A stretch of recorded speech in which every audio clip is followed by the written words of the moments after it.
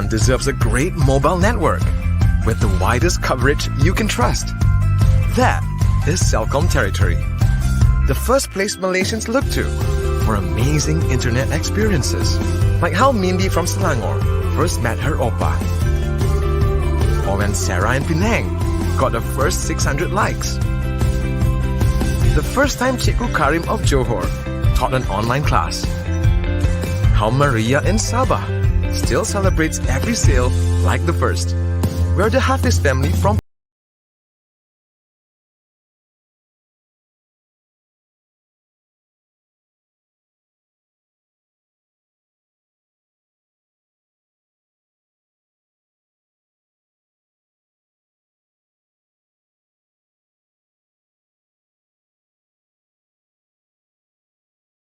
making us Malaysia's #1 trusted network. Ever wish you could speed things up? Now everyone can with the power of more uncapped speed internet for full HD streaming and binging on the hottest shows. Get the new Xpex Unlimited today.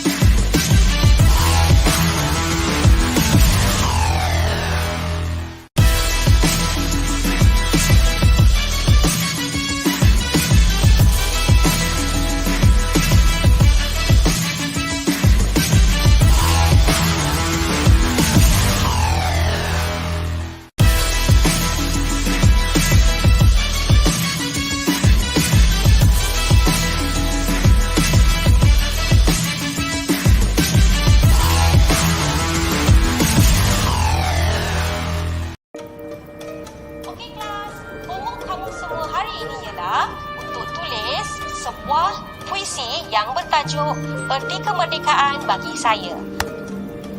Erti kemerdekaan bagi saya. Kalau tak faham, boleh tanya. Apa erti merdeka?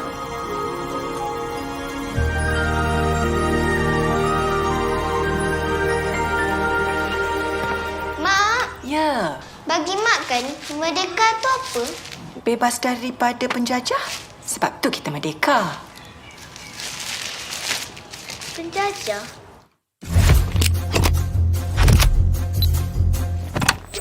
Mak, ayah, Haikal belajar. Hati.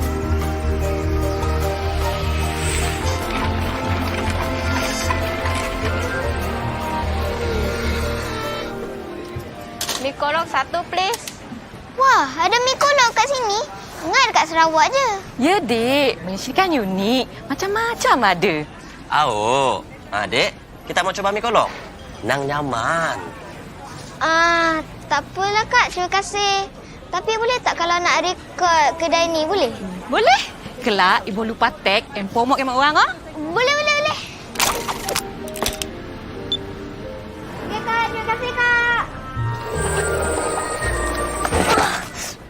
Woi, tak ada mata ke? Apalah?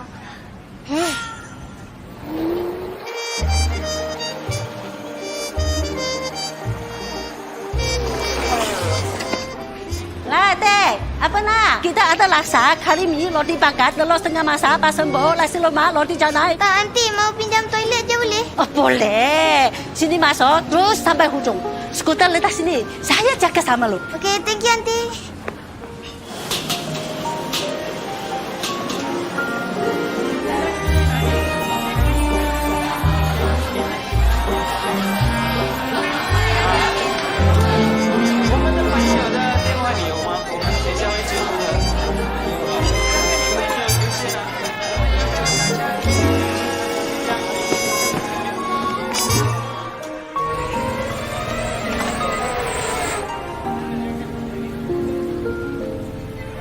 Ini durian sedap. Wah, ini best ni.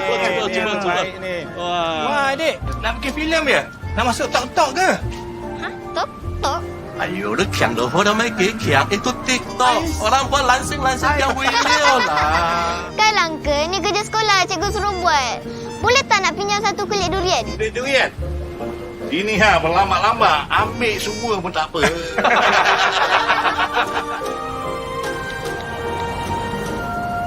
Okey, Dik. Dah siap. 4.5. Dah cukup kredit ke?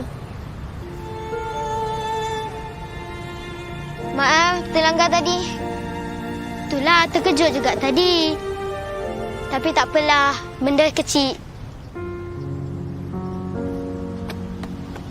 Tak apalah abang, saya bayar untuk dia juga. Tak apa, Dek. Abang belanja. Oh, ya ke? Terima kasih banyak-banyak, bang. Sama-sama. Okey, jom.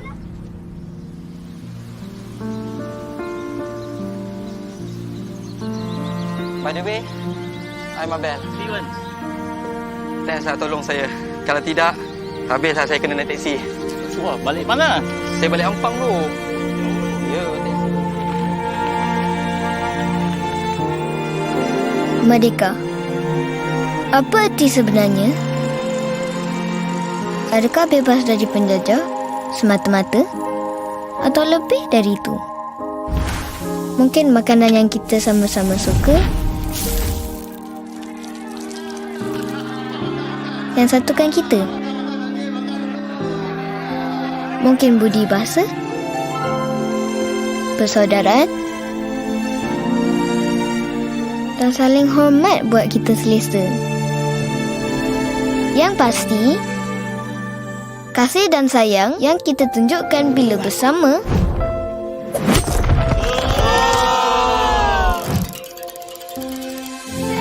untuk terus hidup bahagia di tanah air tercinta. Sebenarnya, semua itulah menjadikan kita, kita. Itulah artinya merdeka bagi saya. Sekian, terima kasih.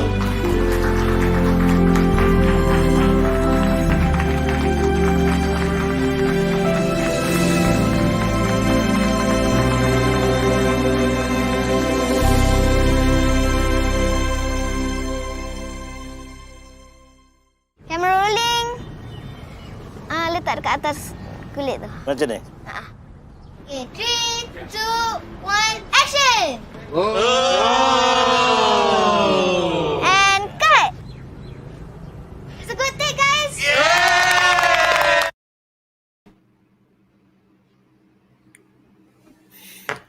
Assalamualaikum dan juga selamat pagi kepada semua peserta-peserta CYDIP 2022. InsyaAllah hari ini merupakan webinar kita yang ketiga dan pastinya menarik kerana hari ini kita bawakan satu topik yang saya rasa akan signifikan dengan iklan daripada Celcom itu tadi yang menceritakan tentang erti kemerdekaan. Jadi saya fikir apabila kita bercerita tentang kemerdekaan, of course kita akan melihat kepada bagaimana berdekanya minda kita sebagai seorang rakyat Malaysia.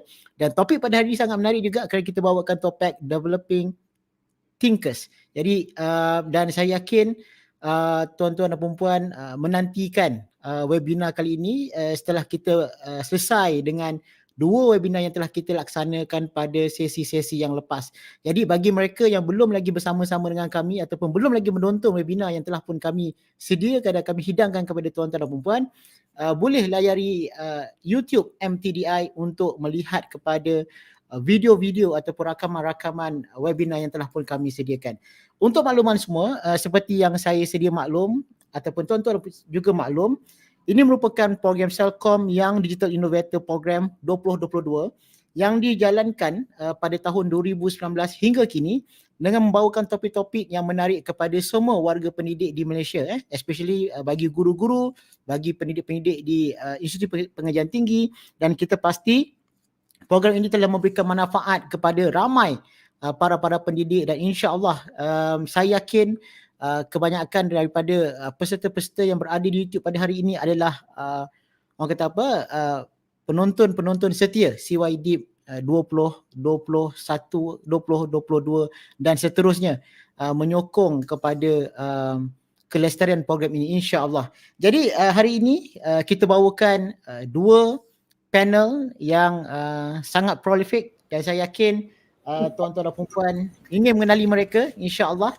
Dan hari ini kita bersama dengan Prof Muhammad Kamal Harun. Apa khabar Prof? Alhamdulillah, kami Muhammad Kamal Harun, please. Dan juga kita hari ini bersama dengan Prof TS Dr. Haryani Harun. Apa khabar Prof? Alhamdulillah. Kita ada nampak ceria ini muka Prof. Ini sebenarnya dua profesor rakan baik ni sebenarnya mereka.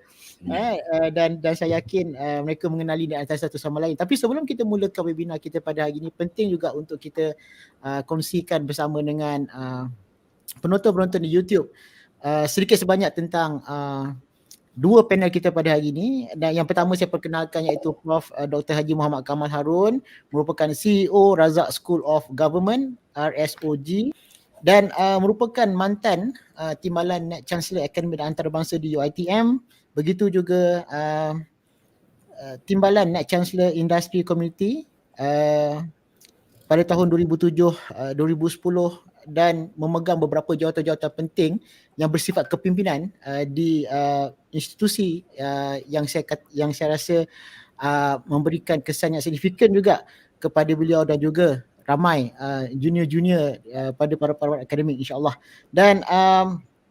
Dan yang menariknya adalah beliau daripada bidang bidang kimis.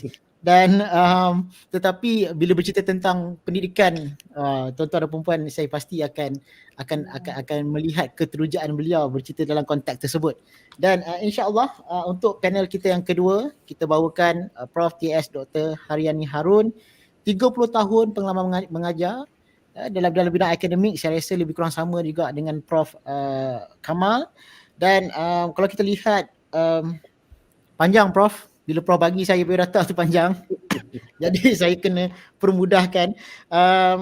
She spearhead the setting of UiTM Cyber Security Digital Forensic Competency Center with the funding of Malaysia Ministry Education under the Industry 4.0 at a university program. She secured a grant 1.1 million, alright. I think more, banyak lagi. Dan saya rasa the latest interest Prof in studying the impact of emerging technology on reshaping the education landscape. Jadi tuan-tuan dan puan, macam saya katakan tadi, is very prolific academician dan saya yakin hari ini banyak yang kita boleh kongsikan bersama-sama dua panel kita pada hari ini. Macam mana Prof hari ini Prof? Alhamdulillah. Jadi Prof, untuk makluman Prof, sebenarnya di dalam webinar ini kebanyakan mereka adalah daripada guru-guru sekolah rendah, sekolah menengah dan juga para akademik yang berada di pelbagai institusi baik awam ataupun swasta. Jadi sebenarnya topik pada hari ini adalah development thinkers. Saya yakin topik ini sebenarnya agak besar. Cuba tinggal hari ini kita mungkin boleh melihat beberapa perspektif yang saya yakin mungkin kita boleh bincangkan dalam tempoh yang terdekat ini. Dan kita melihat juga kepentingan membangunkan ataupun membina pemikir ini adalah satu perkara yang sering kita ucapkan ataupun sering kita bincangkan di dalam pelbagai aspek. Dan saya yakin kalau kita lihat ada beberapa terma yang biasa kita gunakan, contohnya kemahiran berfikir aras tinggi, higher order thinking skills, dan saya jangkakan ianya melangkaui perkara tersebut.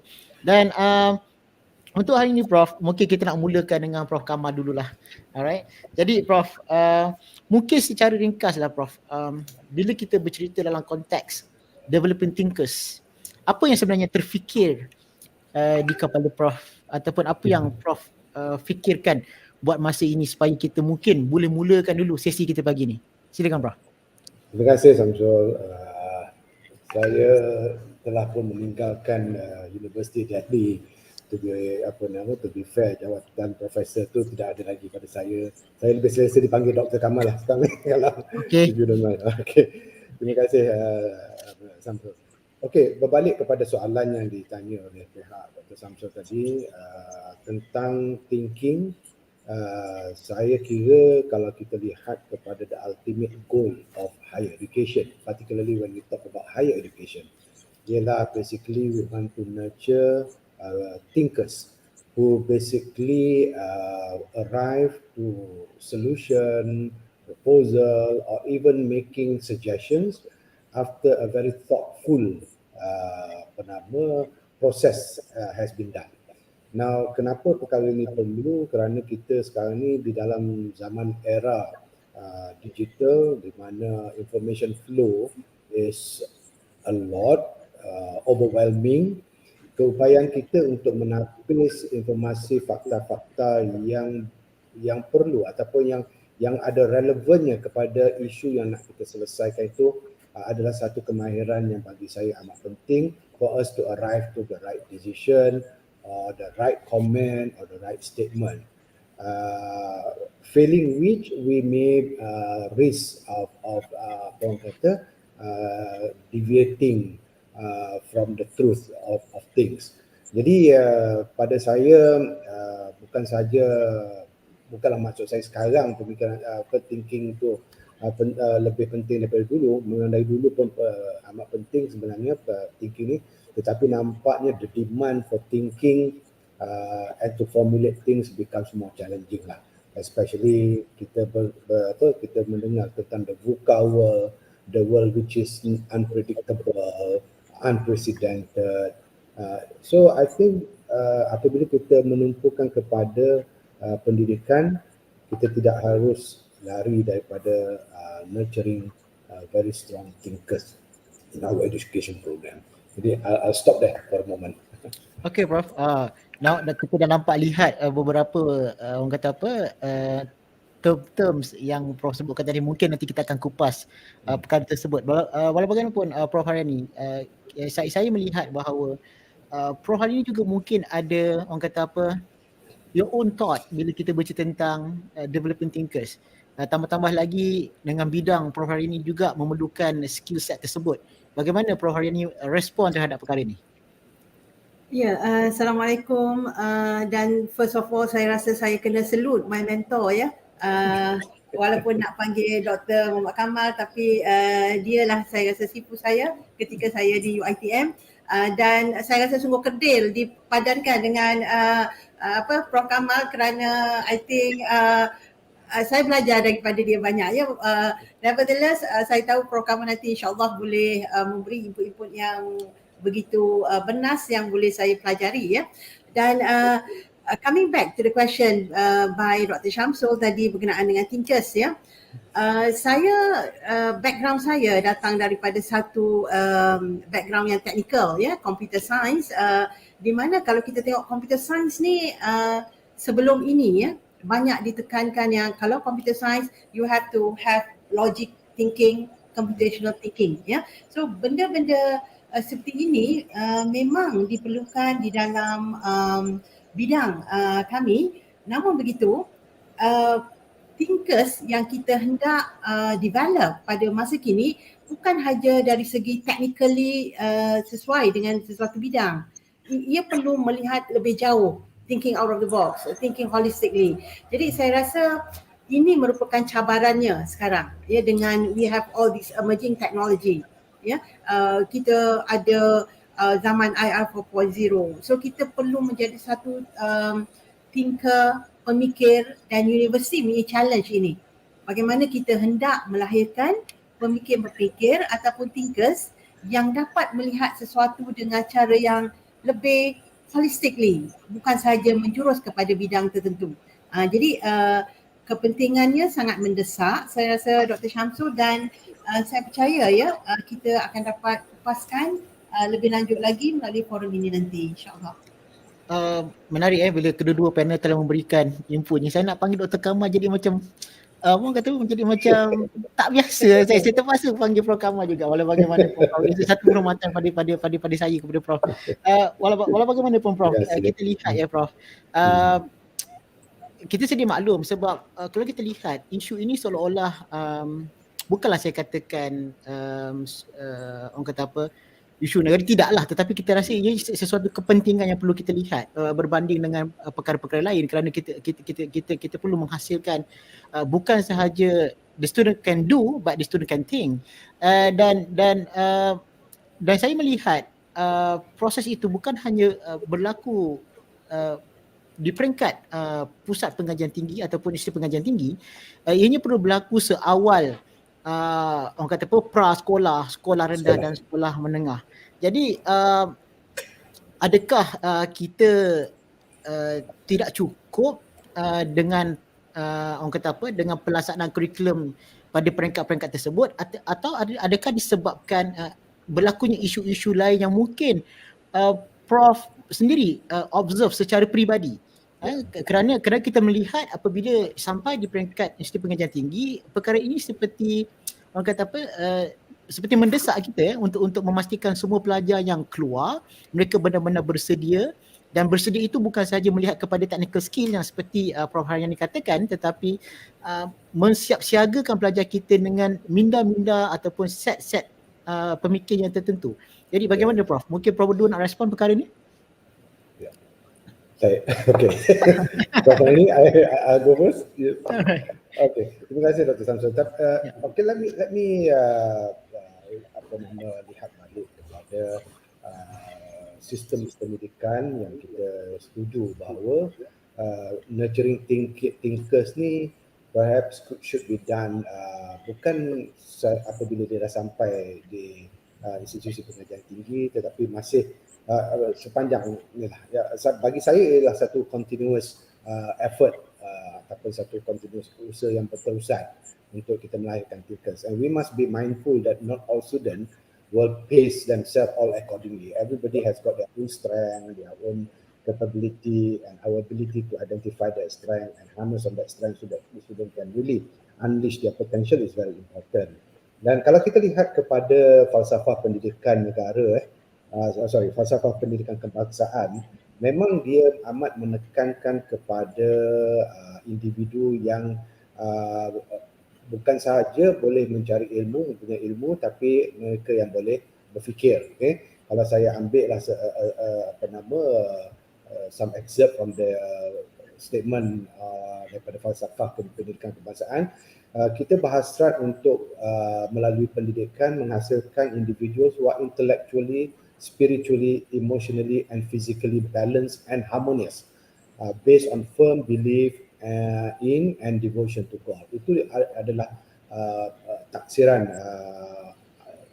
pendidikan yang dikeluarkan oleh falsafah pendidikan kebangsaan. Kemudian di para yang kedua tu ada menyatakan apakah tujuannya pendidikan ini.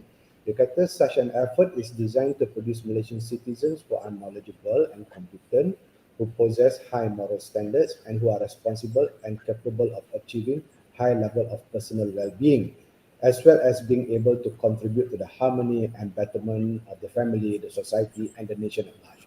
Now coming back to the point yang Prof Haryani sebut tadi, in other words, you can be a subject matter expert, but the most important thing is your ability to put your subject in the context of the masyarakat, the industry, the economy, so that you can create that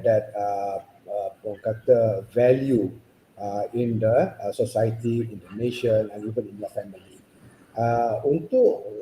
Untuk meletakkan konteks pengkhususan kita dalam masyarakat ni, of course we require to do a lot of contextualization. Itu memerlukan pemikiran. Macam mana nak relevankan ilmu kimia. I'm a chemist, more specifically I'm a corrosion chemist. How can I put my corrosion knowledge in the context whereby people who have not gone through corrosion process pun tetapi amat bergantung kepada the durability of the material to execute their job. So I have to understand the context of the person who is going to deploy my knowledge. Ini adalah antara contoh-contoh di mana your thinking has to go beyond your subject matter, which is very much what is being called for by kita punya national education philosophy ni.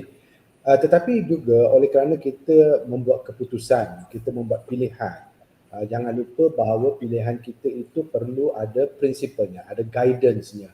Jadi yang ditekankan sini ialah we must make a morally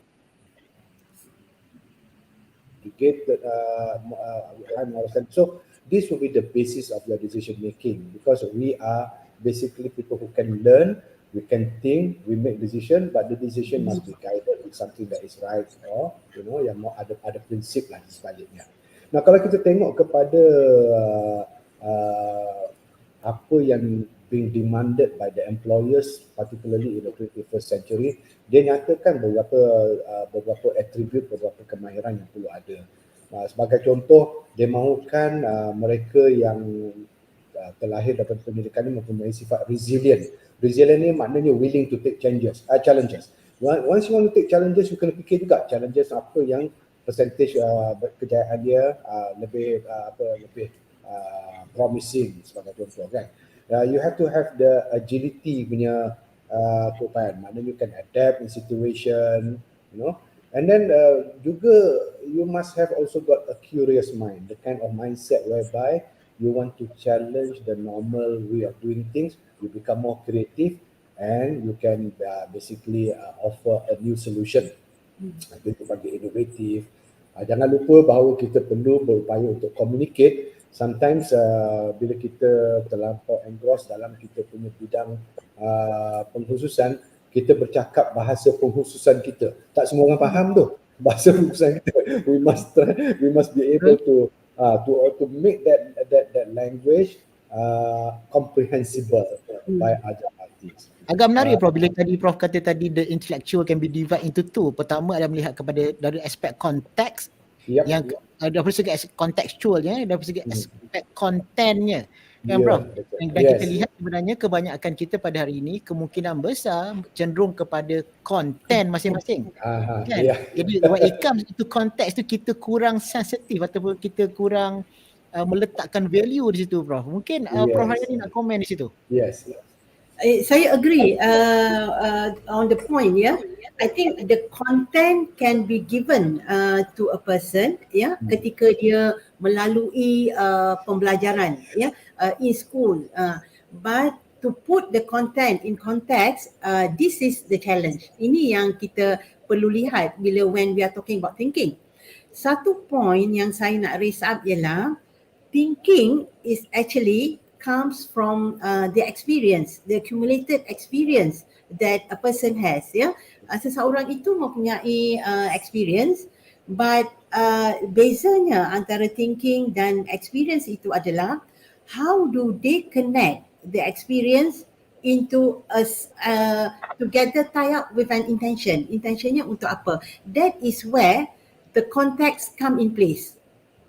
Experience yang dilalui oleh individu-individu ini akan membentuk satu model pemikiran kepada seseorang. However, model pemikiran ini perlu diterjemahkan di dalam satu konteks. Jadi ini yang kita kata experience tu can be they have the content, they have pengalaman yang telah dilalui. Tetapi how do they mold this dalam satu konteks, dan konteks ini merupakan satu konteks yang baru. Yang they have to do konteks yang baru, dan if this is the case, then thinking comes in. So again, saya ingin tambahlah the point, context, content, but do remember an individual have their own experience, and this experience actually yang mula-mula initiate the thinking. But experience must be put in the context for thinking to work. Kerana dia ada an intention, a special purpose there. Dan bila kita cakap berkenaan dengan konteks, Prof Kamal, kalau kita tengok konteks ini berubah, it changes, right? And it keep on changing from time to time. This is where we can see that you have to nurture these thinkers supaya dia boleh, macam tadi Prof Kamal kata, agile, can adopt, can put themselves in a different context dengan all the experiences, the content that they have, the knowledge that they have. Now, how do you put this in different context? Dan benda ini berubah, dan the more you put yourself, the more you put your thinking cap, the more apa kita kata good thinkers you'll become. Itu I think saya my take. Menarik, menarik. I like the point. I like the point yang Prof Arani sebut tu. Kerana saya selalu bercakap kepada student, especially kalau saya kata engineering student, you are designing a machine. You have to really know what the purpose of that machine is for. The principle may be the same, tetapi when you understand the purpose, you will start tuning the principle into the purpose that you want it for. For example, kalau you are an engine designer, are you designing for a truck, or are you designing for a family car, or are you designing for a race car? The piston, the valve may all be the same, but then that will be the fundamentals of the knowledge, the content of the providing schedule. Tetapi to contextualize it, you're going to have to come up with a different design because of its different purpose. So I think I have to agree 100%. Putting knowledge, content in context is so critical, and that's where thinking really have to come in. You have to know the fundamental.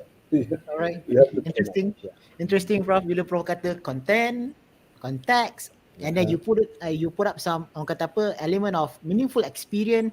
Saya nak tambah lagi satu variable Prof. Okay. How about maturity? Okay. Maturity to me is the experience yang Prof Irene sebut tu tadi. How much experience have you got?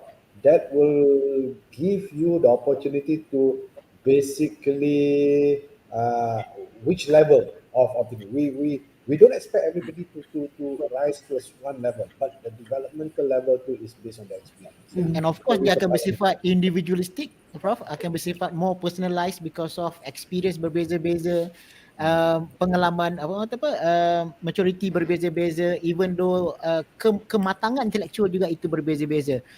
Cuma hakikatnya Prof, apabila begitu banyak diversity in terms of cara manusia itu berfikir, dan apabila kita kumpulkan mereka di dalam satu ruang, ini sebenarnya akan menjadi cabaran kepada setiap warga pendidik, Prof. Jadi itu yang saya fikir antara perkara-perkara yang kita need to be more selective in terms of molding our student with certain orang kata apa mindset ataupun what kind of thinkers yang kita nak bangunkan.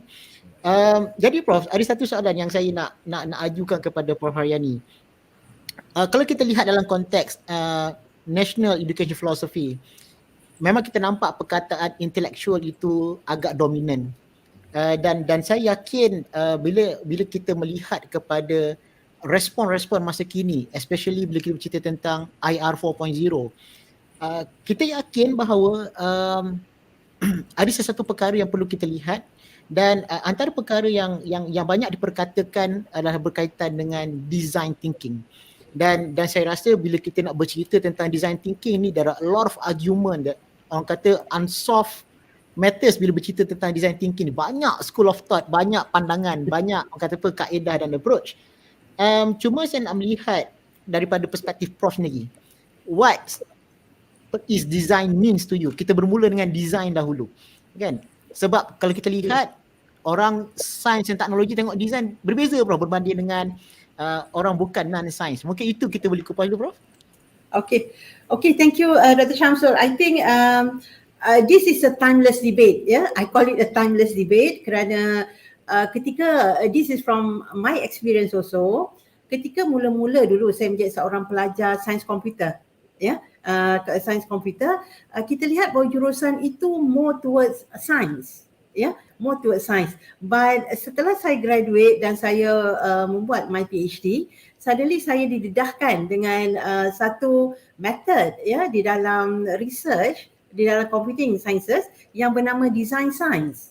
Dan when I look into this design science approach, memang berlakunya satu perdebatan mengatakan bahawa bolehkah satu jurusan sains mengiktiraf satu approach design.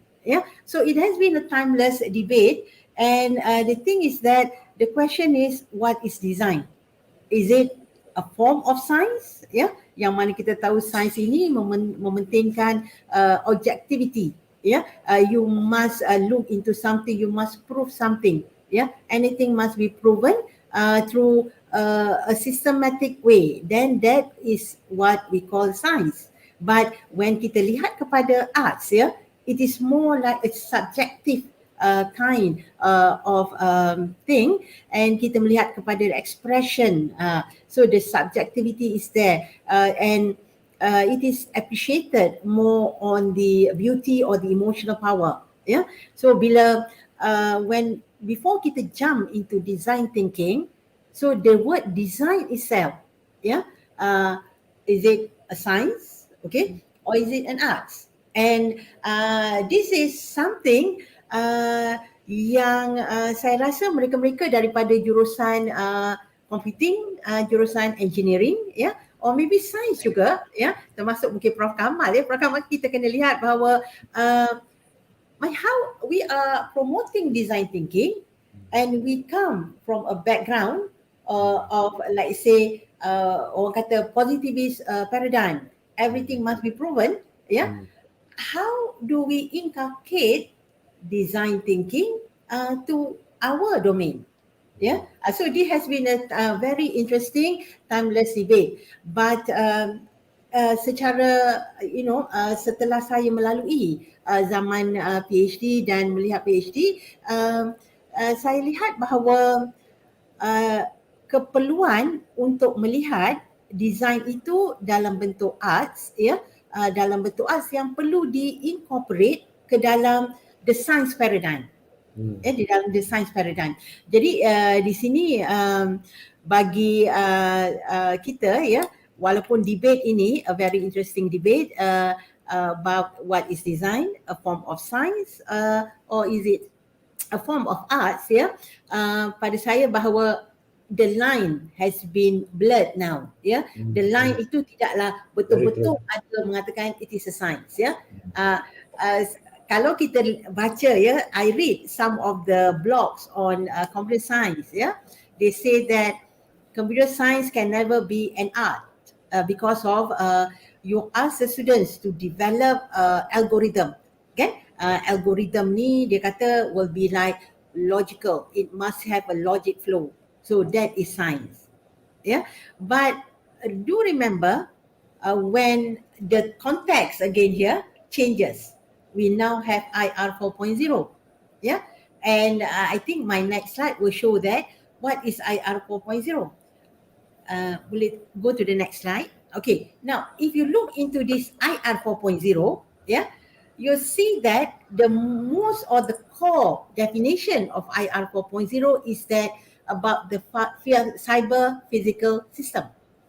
Yeah, there are two systems.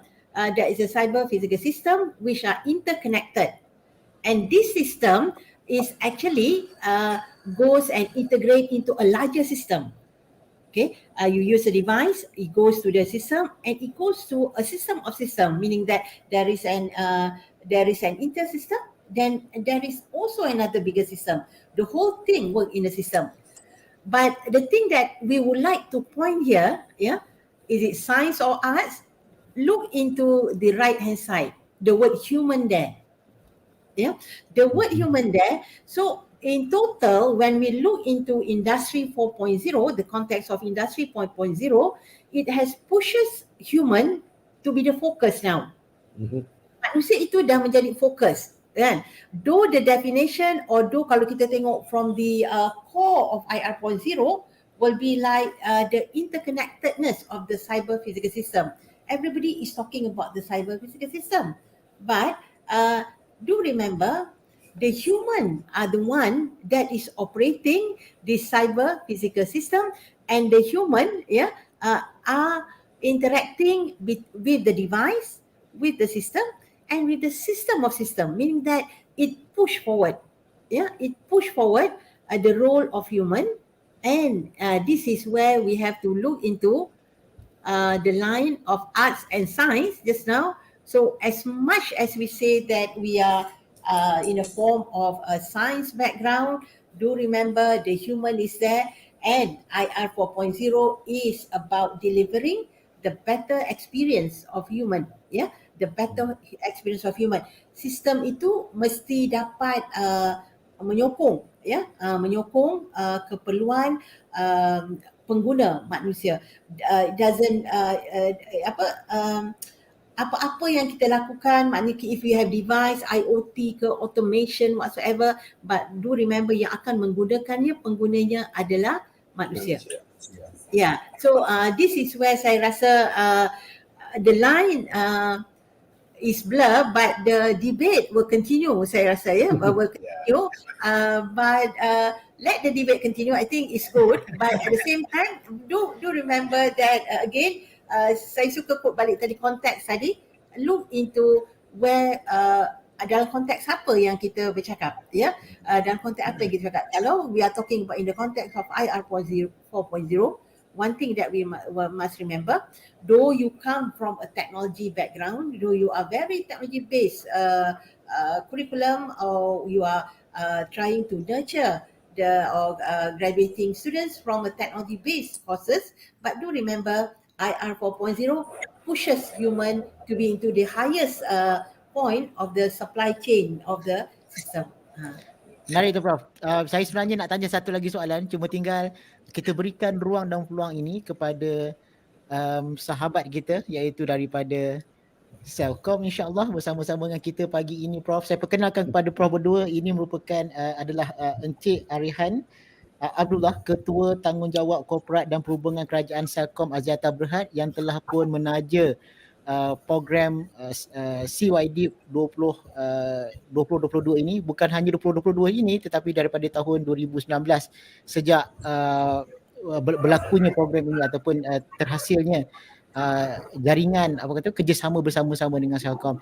Jadi untuk memberikan sedikit laluan kepada Celcom, saya jemput Encik Arihan untuk memberikan sepatah perkataan. Berikan Arihan. Assalamualaikum warahmatullahi wabarakatuh. Boleh dengar saya?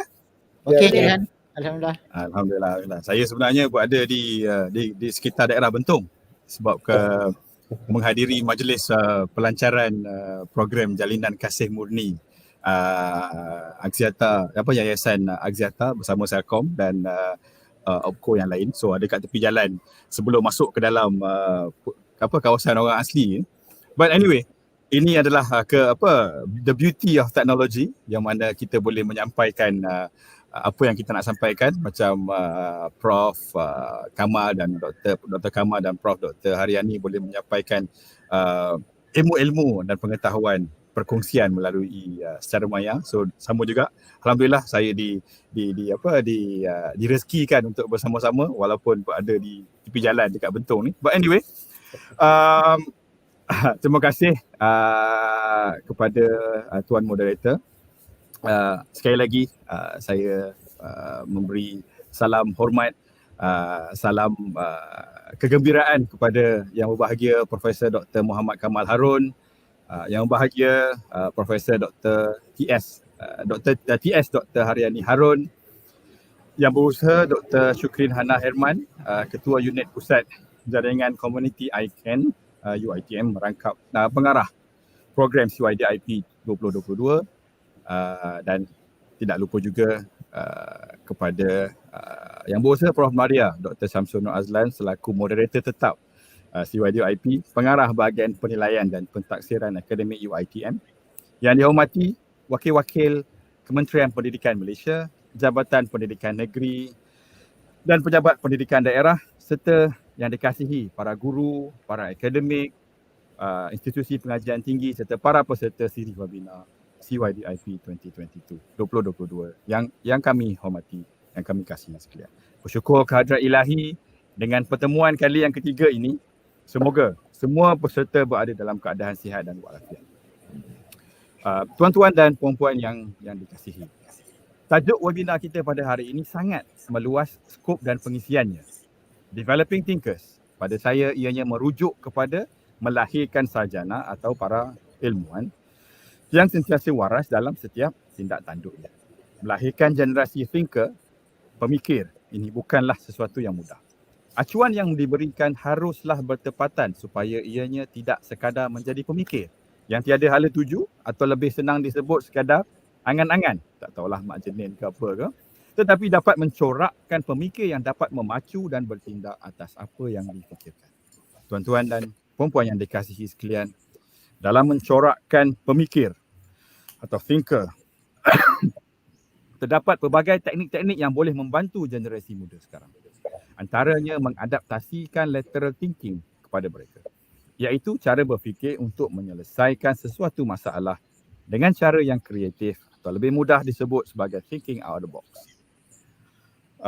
Selain daripada itu, terdapat juga kaedah yang dipanggil sebagai divergent thinking, iaitu pemikiran yang menggunakan imajinasi, dan juga convergent thinking, iaitu pemikiran yang menggunakan logik. Saya percaya teknik-teknik ini jika digarap dengan betul akan dapat melahirkan anak-anak yang berfikiran matang, kreatif dan menjadi penyelesai masalah atau inovator. Kita perlukan lebih ramai anak-anak muda untuk menjadi thinker, tidak mahu sekadar menjadi user ataupun menjadi pengikut. Mencorakkan minda anak-anak ini sudah pastinya bermula daripada kecil lagi. Sudah pasti segenap lapisan guru yang terdiri daripada guru prasekolah sehinggalah pendidik di pusat pengajian tinggi sudah mengaplikasikan teknik-teknik yang menggalakkan anak-anak kita berfikir melalui aktiviti-aktiviti pembelajaran. Tuan-tuan dan puan-puan, anak-anak yang kerap bertanya itu dan ini, apa dan itu, segala-galanya lah sedang menunjukkan perkembangan minda yang sangat menarik. Justru itu, sokonglah mereka dengan memberikan maklum balas yang positif terhadap pertanyaan-pertanyaan mereka agar mereka tidak bosan untuk meneroka dan untuk terus berfikir.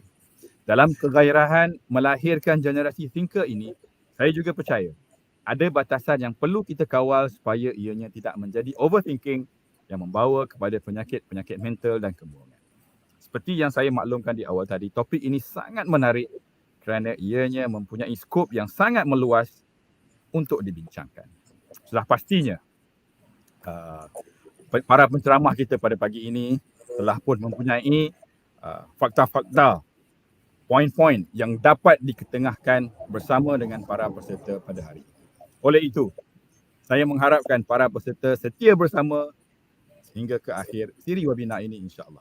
Semoga segala perkongsian, segala ilmu, segala pengalaman akan dapat memberikan manfaat kepada semua para peserta dan juga kongsi-kongsikanlah kepada mereka yang tidak dapat hadir pada hari ini. Dan insya-Allah ilmu yang kita perolehi dapat diimplementasi dalam menjalankan tugas anda sebagai pendidik. Sekian dahulu daripada saya. Kembali kepada Dr. Syam, kembali kepada semua. Terima kasih. Assalamualaikum warahmatullahi wabarakatuh. Terima kasih Cik Rehan di atas kesibukan tu masih lagi sempat bersama-sama dengan kita pada pagi ini, dan saya kira mesej daripada Celcom Axiata menunjukkan keprihatinan mereka dan juga keseriusan mereka terhadap program-program yang bersifat akademik ataupun program-program yang bersifat komuniti ini harus disampaikan kepada seluruh pelosok pendidik-pendidik di Malaysia dan juga kepada anak-anak kita yang berada di luar sana. Sekali lagi saya ucapkan ribuan terima kasih kepada pihak Celcom di atas penajaan ini dan juga kerjasama yang telah dijalinkan selama ini. InsyaAllah. Terima kasih banyak-banyak Encik Arhan di atas peluang kerjasama tersebut. Terima kasih Dr. Kamal, terima kasih Dr. Harian. Terima kasih. Alhamdulillah.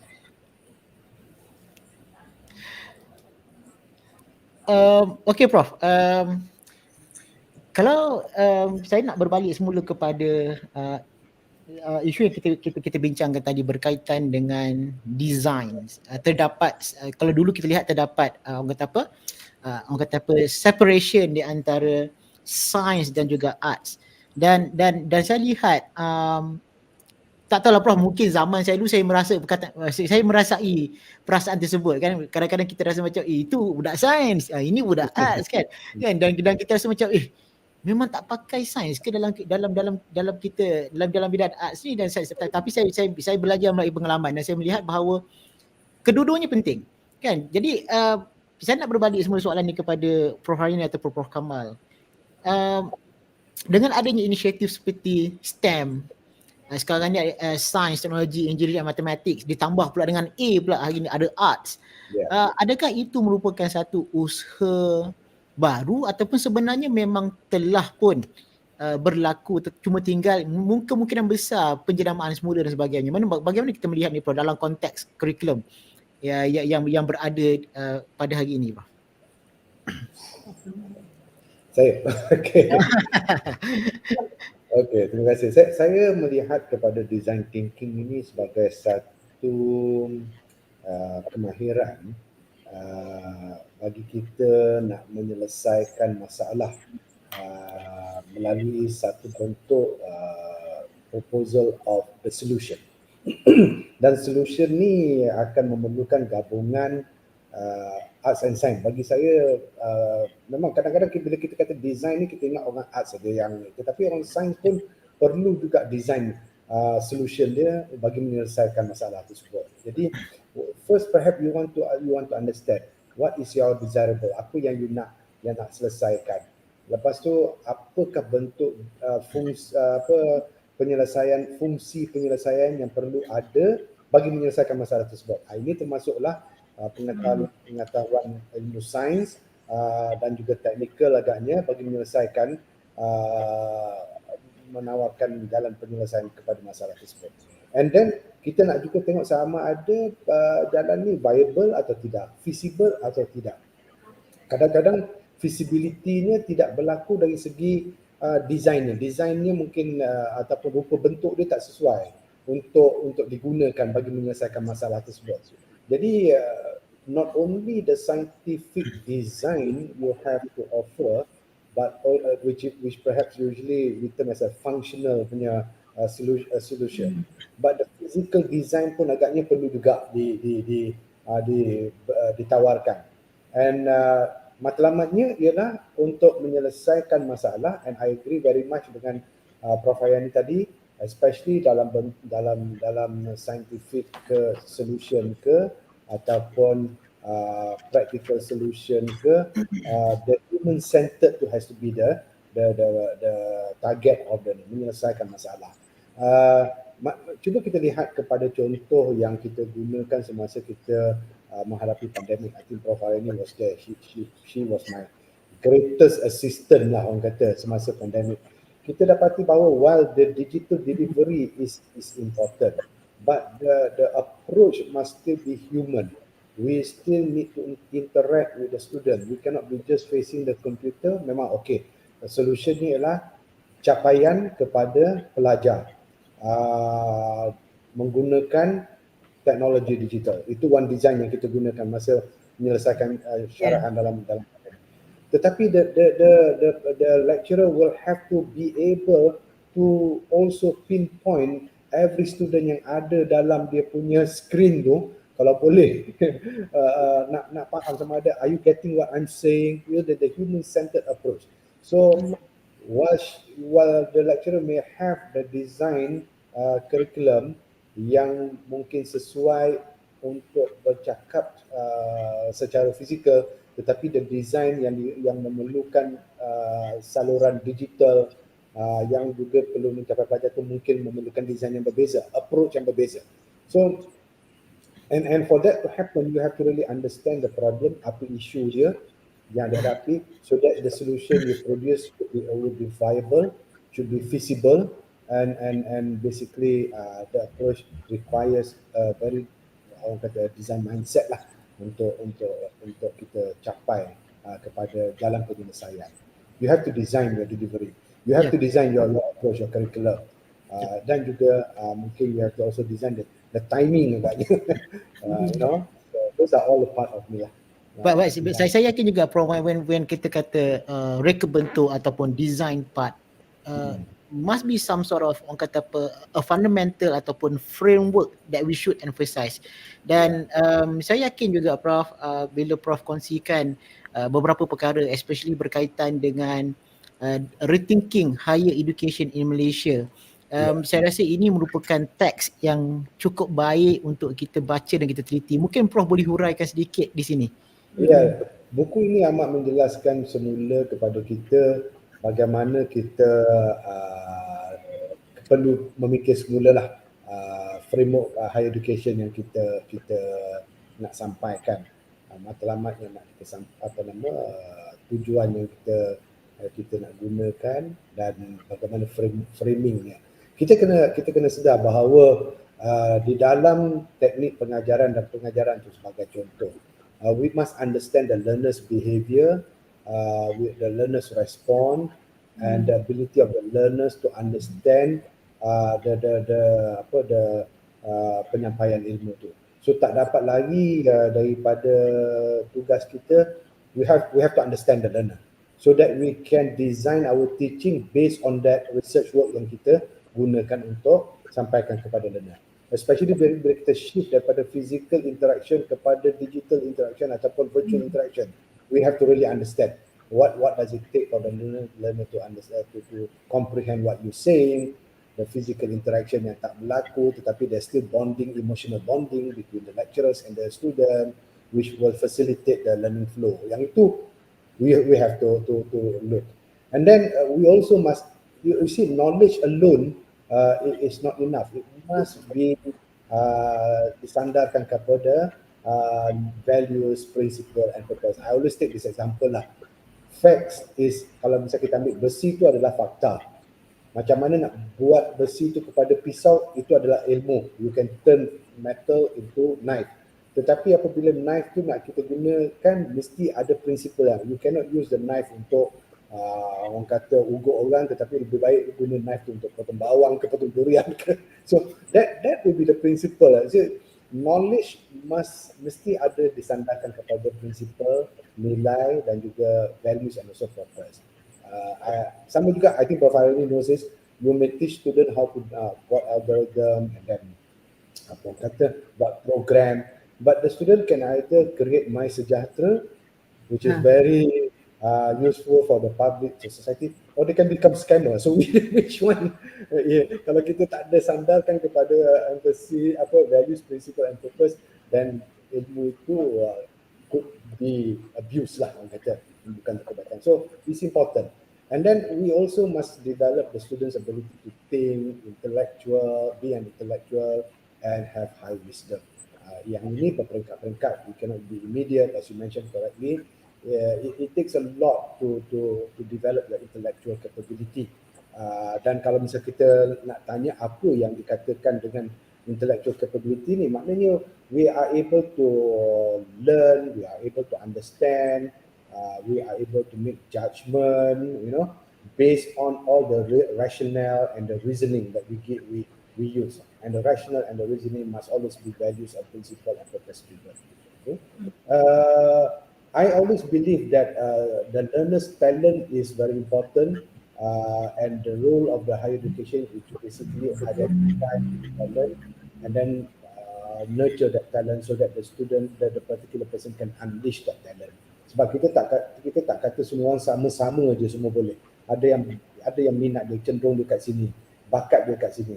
So the higher education yang mampu mengenapasi what is in the talent of that particular individual, and the ability for the higher education system to provide ecosystem for that the student can nurture that talent so that they can unleash that talent, especially when they are at work. That will be very critical. And we also talk about, we mentioned just now, potential within a student can only be manifested if they understand the trans and multidisciplinary of things, and always be able to do reflection on the experiences that they have gone through. Then you can then see that person, orang kata betul-betul explore dia punya potential yang ada dalam dia. Because putting content in context always requires trans and multidisciplinary knowledge. And of course, we have to be able to coordinate and contextualize the knowledge. The students punya, I like masa kita buat kita punya education 5.0, kita kata kita nak transfer the learning responsibility to the learners. The learners will have to be very responsible on their punya learning progress. And the learning is all about not just about cover all the subjects that you want, but most importantly, you discover a lot of things while you are learning. And this is as spoken by Noam Chomsky, our philosopher. It is not important what you cover in class. What you uncover in class is even more important, because that will nurture your curiosity, and from there you will start getting to curating and creation of things. So I like that along that line of higher education framework yang saya rasa boleh digunakan untuk menghadapi cabaran lain.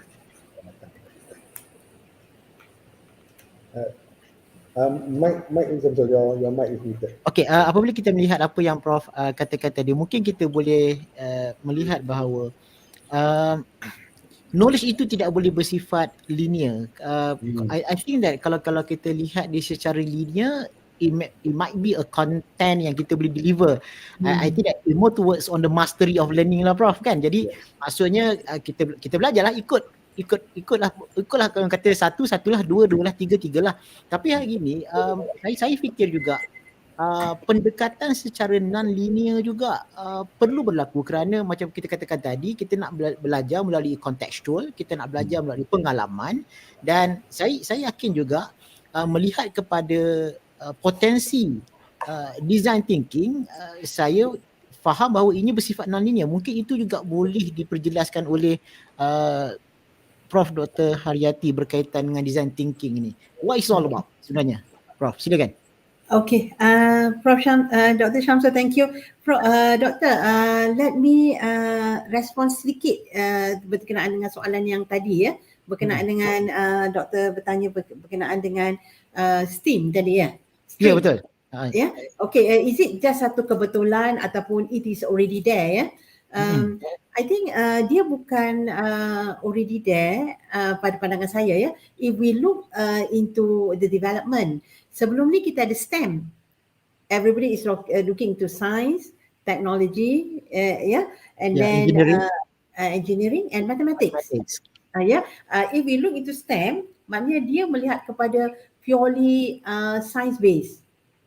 Purely science based. But later, as kita nampak bahawa late the hujung-hujung dalam 2010, when we look into what happened to the students which mereka tak peminat sains, then ura-ura mengatakan A tu patut dimasukkan, arts, patut dimasukkan.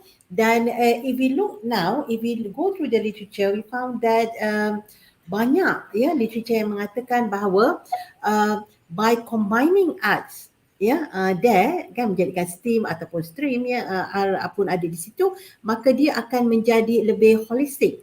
Pembelajaran sains itu lebih holistik dan dia akan dapat menjadikan pembelajaran sains, teknologi itu lebih interesting. Arts can help dalam menyampaikan the knowledge of science.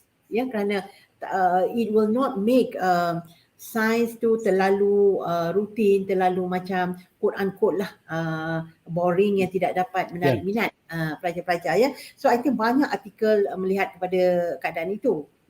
Dan kita jadi saya rasa gerakan untuk masukkan A tu ke dalam STEM merupakan is a good move. It's a good move dan kita tunggulah keberkesanannya, insya-Allah. I think dia akan berjaya kalau provided that the way bagaimana arts itu boleh digunakan sebagai satu pedagogical method approach untuk mengajar sains. I think this one needs to be put into deep thoughts. Bukan just draw aja, bukan just draw. Saja. It must be dalam satu keadaan yang macam mana kita nak menggunakan arts ni supaya pembelajaran dalam bentuk sains itu menjadi lebih interesting Dan kalau kita ingat dulu pun kita ada when we talk about sciences, we say that look into the context of science, technology and society. So saya nak menarik kepada situ before kita go for design thinking.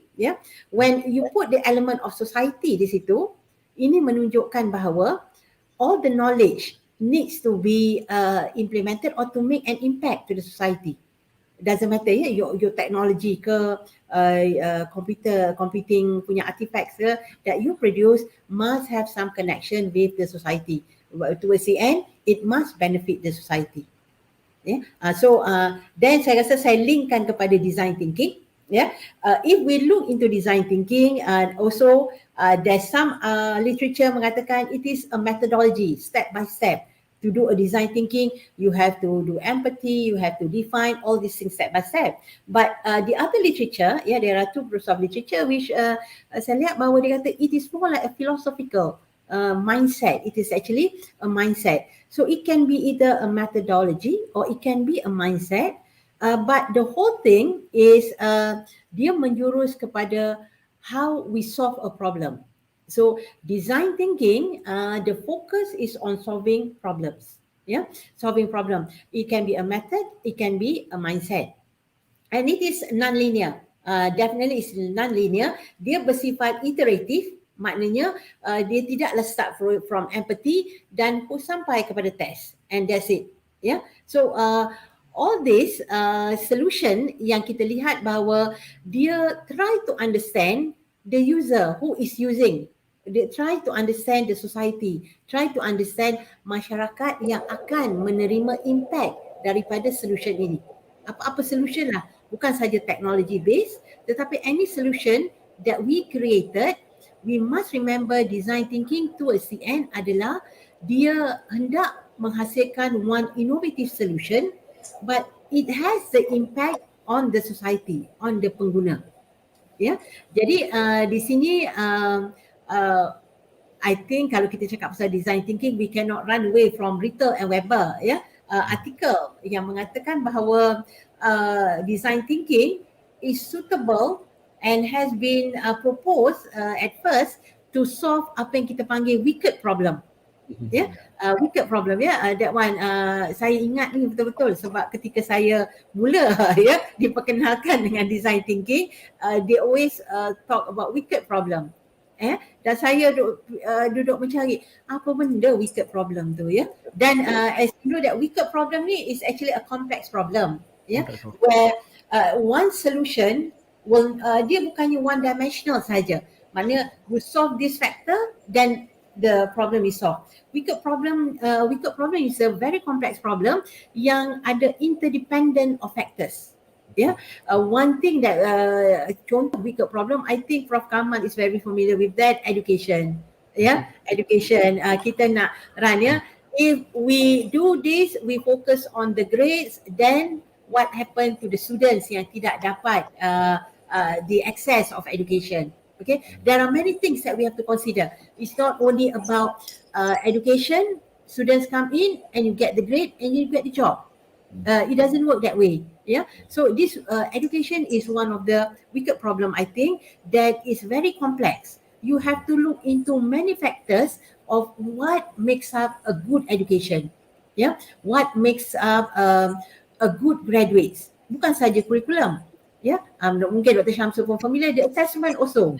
Yeah, the designing of the curriculum, the assessment, the environment, the support system, what we are giving to the student. So this is education. It becomes one of the wicked problem, and obviously, I think design thinking is meant to solve problems in education. Yeah, one another thing that is a very famous wicked problem that has always been discussed is about health.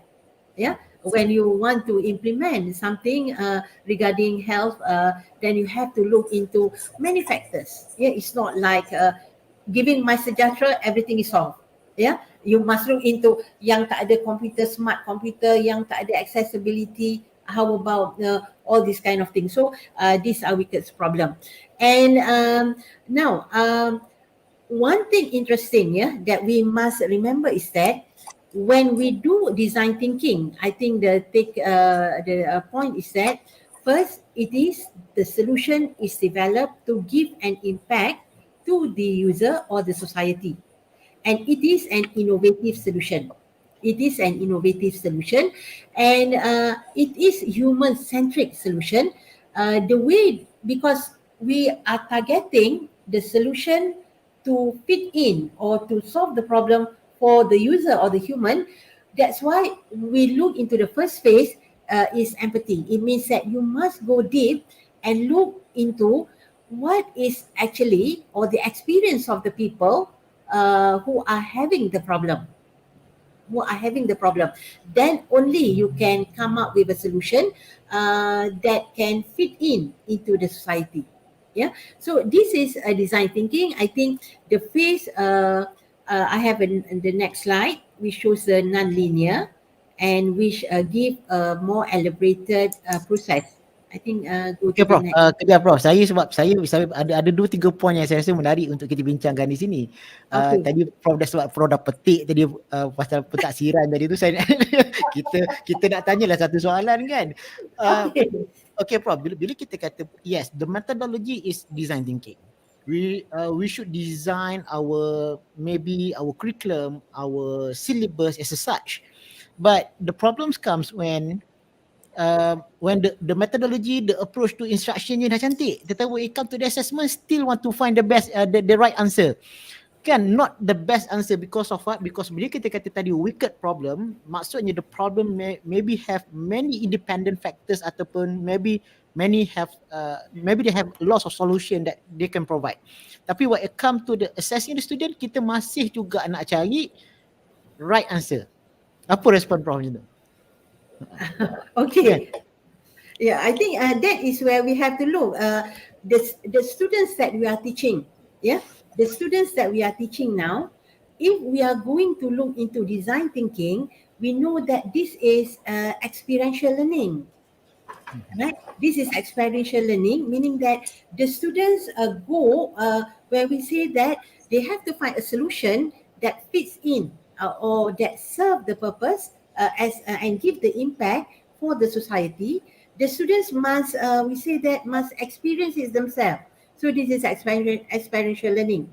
So if we are looking into the pentaksiran now, what will be the best pentaksiran or assessment that if we are going to say that we are implementing design thinking, how do we measure the impact or the keberkesanan of this experiential learning?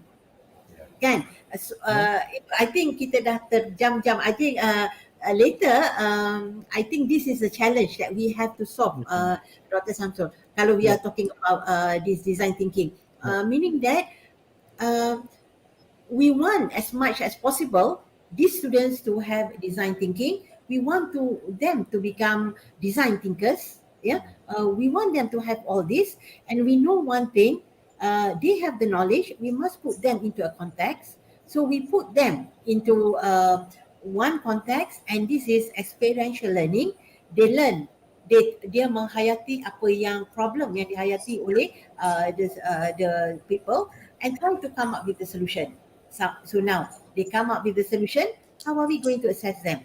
Are we going to assess them only on the solution, or are we going to assess them on the process of experiential learning that they have gone through? So saya rasa, in other words, I think I take Prof. Ariani punya comment. It depends on the purpose of the assessment. If you are assessing the student for their to measure their creativity, the ability to design, then you're going to have to formulate the assessment in such a way where perhaps no one right answer is the answer you're looking for, but the ability for them to curate and create an answers that will give you a measure of how creative they are. Maybe you want to put up a case study ke dalam assessment approach to, or a situation where how do they resolve that situation. Tetapi the right answer will be if you talk about fundamental knowledge, itu tak boleh lain lah. Assessment have to zoom in lah. Takkan dia kata okay, the molecular structure of water is lain daripada apa yang sepatutnya, itu tak boleh lah. That's a right and wrong. Cuma Prof, saya nak kaitkan apabila Prof katakan tadi when we put orang kata apa, in the conditions of experiential learning, of course society adalah enabler yang terbaik. Jadi Prof, saya nak dapatkan komen daripada Prof. Bagaimana Prof melihat orang kata apa, intellectual, society and communication dalam perspektif Prof sebagai seorang pendidik? Kan saya rasa tiga benda ni seolah-olah dia agak signifikan. Intellectual, you relatekan intellectual you dengan society, and how do you want to communicate. Kadang-kadang kita ada intellectual, kita bersama dengan society, tetapi kita mungkin kurang kemampuan untuk berkomunikasi ataupun berekspresi. Prof, mungkin Prof boleh berikan komen di situ. Samsul tanya siapa ni? Saya nak tanya Prof dulu. Saya, okey. Nak tanya Prof dulu. Okey, saya rasa contextualizing tu memanglah perkara yang paling penting apabila kita nak memanfaatkan ilmu kita. Saya ambil contoh lah, tapi ini hypothetical example. Kalau misalnya katalah kita pergi kepada satu masyarakat,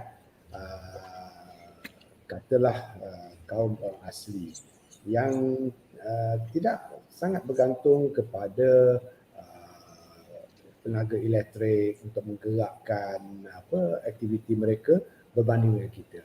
And if we come into their area and then kita nak introduce that tenaga elektrik, we have to understand whether is that a priority to them or not. Andaiannya kalau misalnya kata tidak lah. Okay? Kalau tambah pula kalau misalnya katalah kita nak menggunakan kuasa air sungai untuk menggerakkan penjana hidroelektrik untuk menjana kuasa elektrik. Kita pun kena faham sama ada adakah mendapat restu daripada masyarakat tersebut, adakah sungai itu direlakan oleh masyarakat tersebut untuk digunakan untuk meletakkan hydroelectric power, ataupun they would rather have sungai itu digunakan sebagai sumber makanan di mana ikan ke boleh you see. So while you have that knowledge, you want to put that knowledge into context of the community for the benefit of the community. You must understand the culture, the preferences, the desirable of the community. That's when I think it's so important for us to be able to have that intellectual capability. Because kalau katalah saya orang sains, saya tak boleh, saya assume je, saya andai semua orang nakkan tenaga elektrik. So it doesn't matter, you know, I just introduce it. For all you know, that may not be the priority of the community. So intellectualism requires you to be able to basically analyze, rationalize, and reason the things that you want to implement.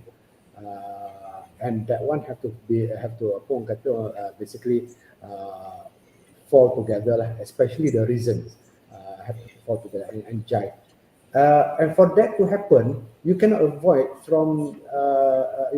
away from being able to communicate. When I talk about communicate, it's not just about language communication.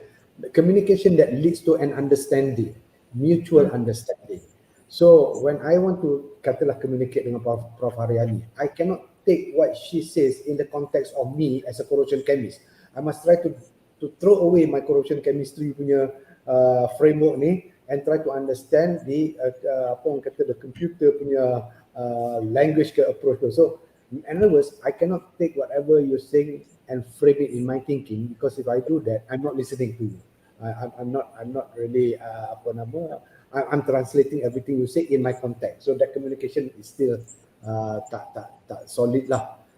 Unless I'm able to put myself basically in your context and listen to the argument that you're putting up without framing that into the argument I have, and my argument will come later, then I will be able to understand what you're saying, and then I think the communication will become more effective.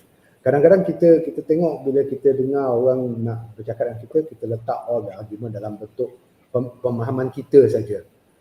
And when we start doing that, we fail to see the point that the person wants to say. And then the communication doesn't become effective lah. Itu pandangan saya.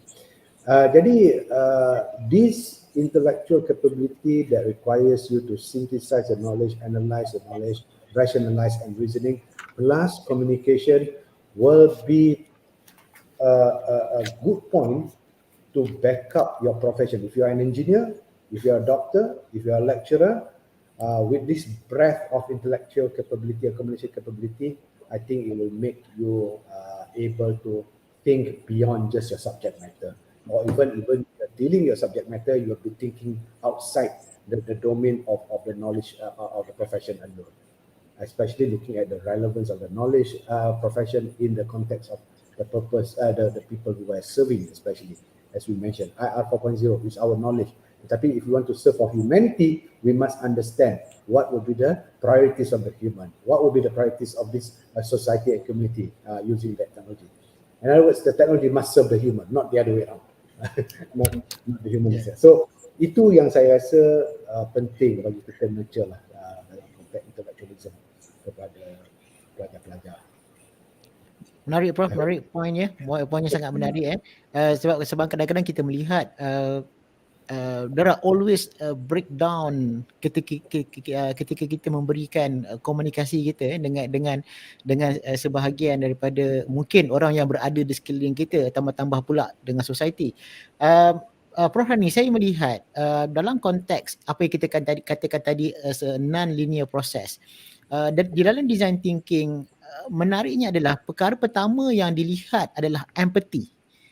Kan, dan saya rasa ini sangat dekat dengan society kan, sebab kadang-kadang apabila kita mewujudkan sesuatu, kadang-kadang kita nak melihat kepada functionalnya, kepada estetiknya, kita terlupa daripada aspek empathy-nya pula. Mungkin Prof boleh huraikan juga perkara ini, dan saya yakin ini merupakan satu proses yang perlu juga difahami oleh penonton-penonton kita di YouTube. Silakan Prof. So terima kasih Dr. Syamsul. Betul ya, phase 1 is empathy ya. Kalau kita lihat kepada empathy ini, actually dia memang disebut in any literature on design thinking, empathy will be the critical starting point for design thinking ya.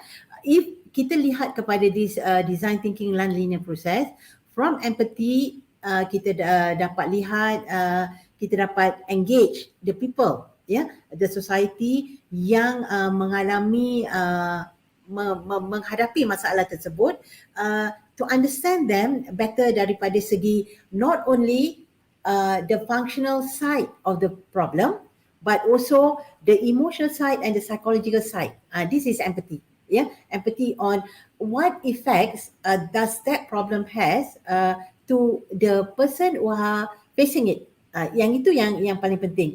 Jadi di sini empathy ini, one important thing that all designer must know is that this design thinker or the person who are going to provide the solution, dia mesti set aside all their assumption, to be able to empathize, to be able to look into the problem faced by the people who are facing it. You must put aside your own assumption, your experience, and then only you can get the real side, the real insight. Okay, and if you look into the arrow set I have there, from empathize you go to define, and then from define you go to formulate the problem, formulate the solution. But now you must look back into the arrow. Once you think you get the solution, when you test it, you must always refer back to the first phase, that is empathize. Does the solution that you are providing, that you are testing, really solve the problem to the user, and did this solution answer whatever problem faced during the empathize phase, the first phase there. So this is what we say a non-linear process of thinking. So I think that is empathize. Dr. Syamsul, your mic, Doctor. Bila kita melihat kepada prosesnya Prof, empathize, define, ideate, prototype and test, dan saya fikir juga perlu juga ada orang kata apa, a set of appropriate question that we should ask to our students, especially Prof, kerana kadang-kadang when we have a certain good model, but somehow we weren't able to address them with a good question, juga akan memberikan kesan terhadap konteks pembelajaran itu tadi. Jadi saya nak tanya pada Prof Kamal, bagaimana Prof Kamal melihat kepada how serious that we are looking at orang kata apa, designing appropriate question, Prof? Sebab kadang-kadang apa yang berlaku adalah when we give the wrong message, kita akan dapat the wrong reaction. Jadi bagaimana Prof melihat perkara tersebut? Yeah, you're talking about the assessment, right? To basically understand whether the student is actually do understand what they're looking for in the education experience, right? So sebab itu saya berpandangan masa kita push the idea of learner-centric approach of education, whereby the students punya final understanding on the purpose of the education matters to us. That is a very orang kata appropriate approach of education, especially now. The current generation, they are very much into wanting to be purposeful, based on their capabilities and based on strength. Maybe during my days, kita masuk je sekolah, masuk universiti, orang bagi meja apa pun kita buat je lah, you know.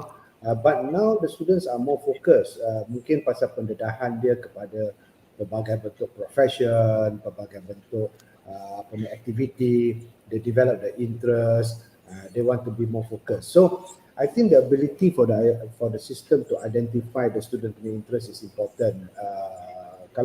Kalau you tengok sistem yang dilaksanakan di US system, especially the liberal arts approach tu, kadang-kadang the declaration of major occurs in the junior year after the student have experienced several other subjects. Lepas tu tengok, oh, I like to major this subject, and baru dia start major subject. I'm not sure whether that sekarang liberal arts pun banyak juga yang mempunyai cabaran-cabaran. But if I were to pick up what Professor Noam Chomsky punya statement on his views on the meaning of being educated, is that he is in the opinion that a true education will be one that really nurtures a human intellectual freedom. In other words, they basically will ask questions, they will based on their priorities and rationalization, and from there dia punya creative autonomy berlaku, mana dia boleh create areas yang menjadi dia punya kehendak ataupun minat itu. Okay. The other one is dia kata to be truly educated means that the person will be resourceful, able to really formulate serious question. Maknanya question that they churn out tu adalah question that matters, nothing yang outside, yang tak ada, sebab question tu dah dipikirkan relevannya, dah dikontekstualisekan dengan challenges yang sedang dihadapi dengan masalah. So question yang keluar tu are really serious question, and that question need to be answered in order for you to find the solution, and of course they can even question doctrine lah, if that is appropriate according to Noam Chomsky. Then dia kata to be truly educated means to be able to inquire and to create based on resources available to that student, which you have come to appreciate and comprehend. In other words, you still have to have that fundamental knowledge. You still have to have that grounding, and then from that knowledge, from that grounding, you put up your inquiry or you put up your creation with the understanding. So before you come into creative thinking, you want to arrive to design thinking, your fundamentals have to be strong. That foundation fundamental. And this is what I just mentioned just now. According to him, it's not important what we cover in class, but rather it's important what you discover. So kadang-kadang kita risaukan tak habis syllabus, itu kan, jadi kita start covering everything. Tetapi kalau we want to really inspire the student to learn, for every topic yang kita cover, agaknya we will ask the student, what do you discover from this topic that we just have? And these are the areas lah yang I say where learning can be very inspirational. The student will get attached to learning if we put effort into understanding their own priorities, their background, because that will lead to the interpretation of things yang dia belajar, kan? Because at the end of the day, it has to be meaningful for the student itself. Correct.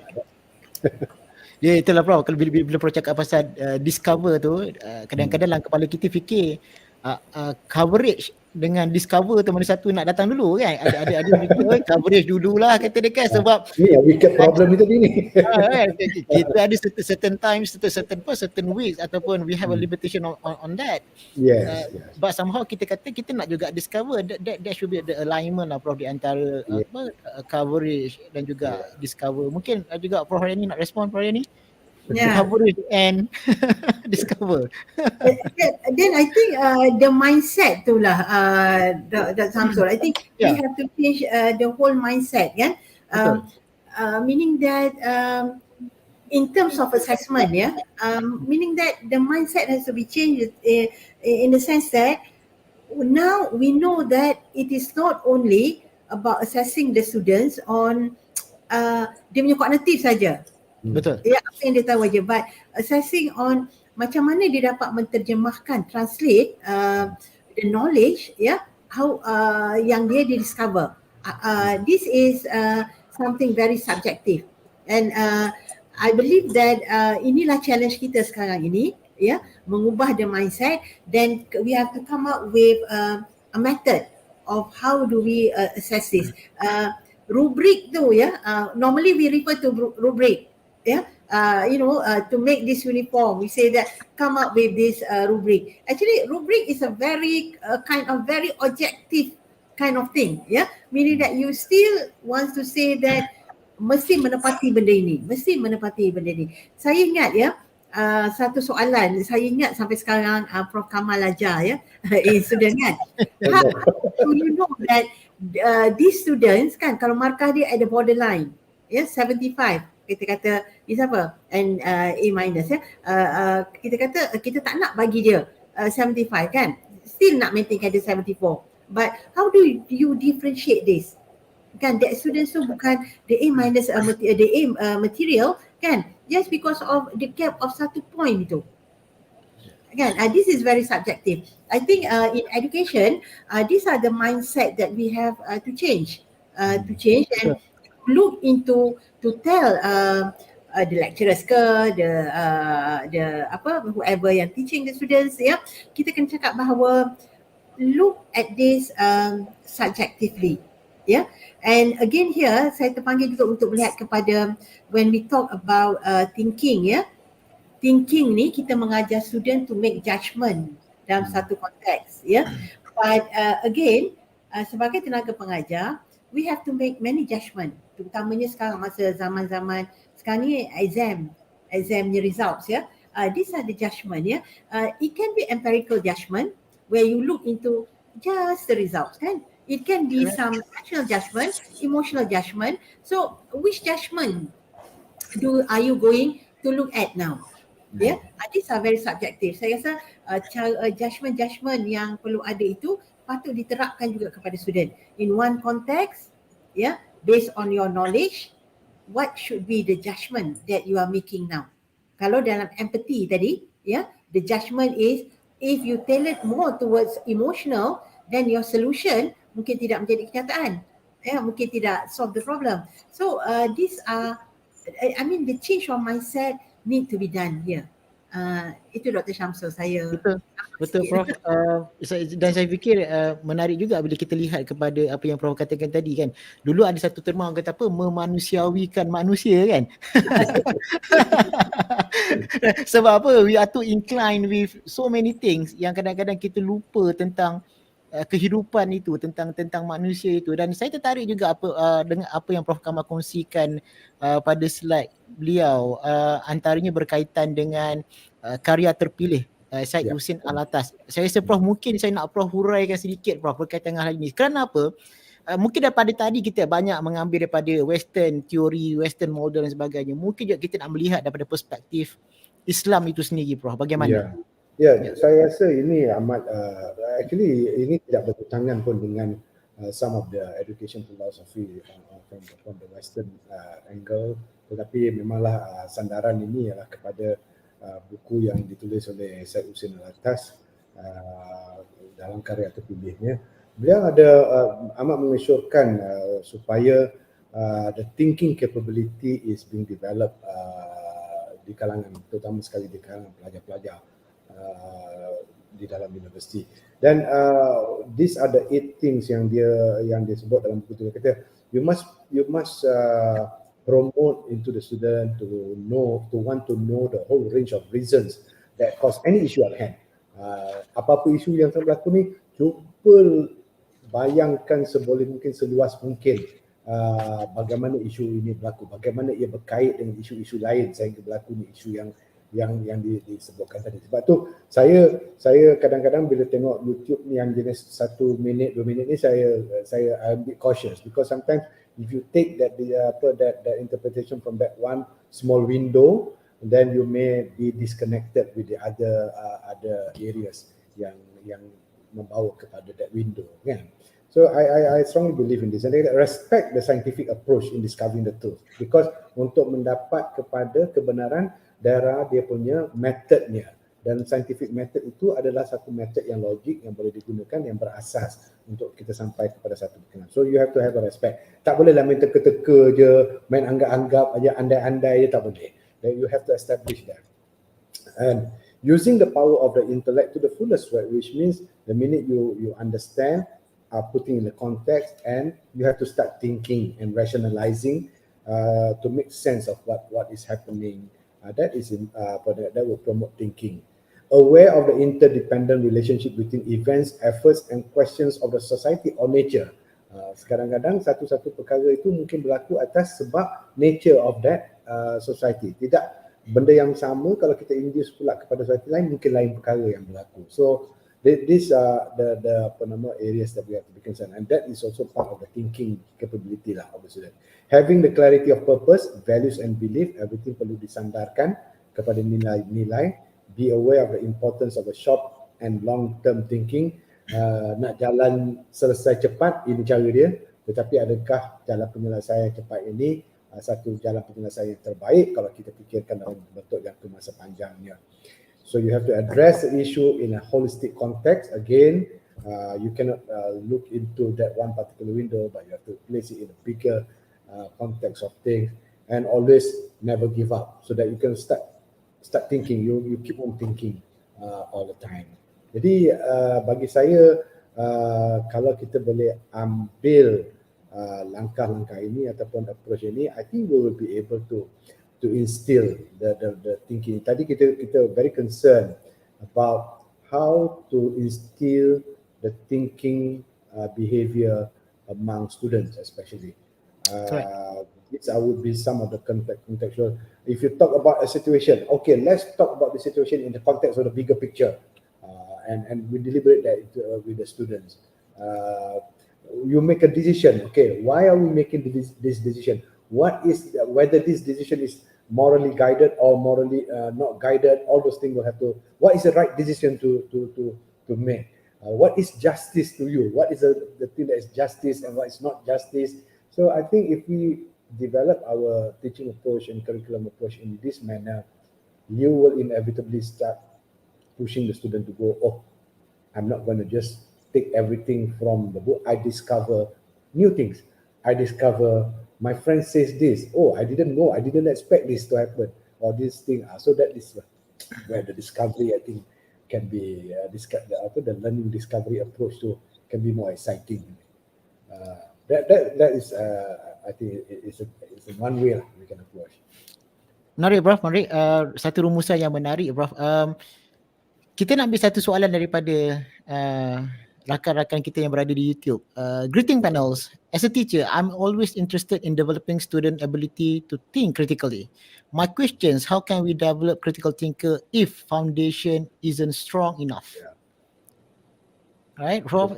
Dan saya yakin ini perkara yang sebenarnya yang perlu kita teliti dan lihat. Kemungkinan besar, Prof, kita tidak dapat mengubah keseluruhan konteks kurikulum, tapi mungkin kita boleh mengubah hanya di dalam bilik darjah kita ataupun di bilik kuliah kita lah, insyaAllah kita boleh melihat sebegitulah, Prof, ya. Dan saya nak maybe I can respond a little bit of this. Boleh, Prof, silakan. I think while developing the student's ability to think critically, I agree, we can embark, but while you are doing that, you might also want to point out, because you can do this simultaneously. When the students start giving their argument, and the argument is not supported by a strong foundation, you can start pointing that out.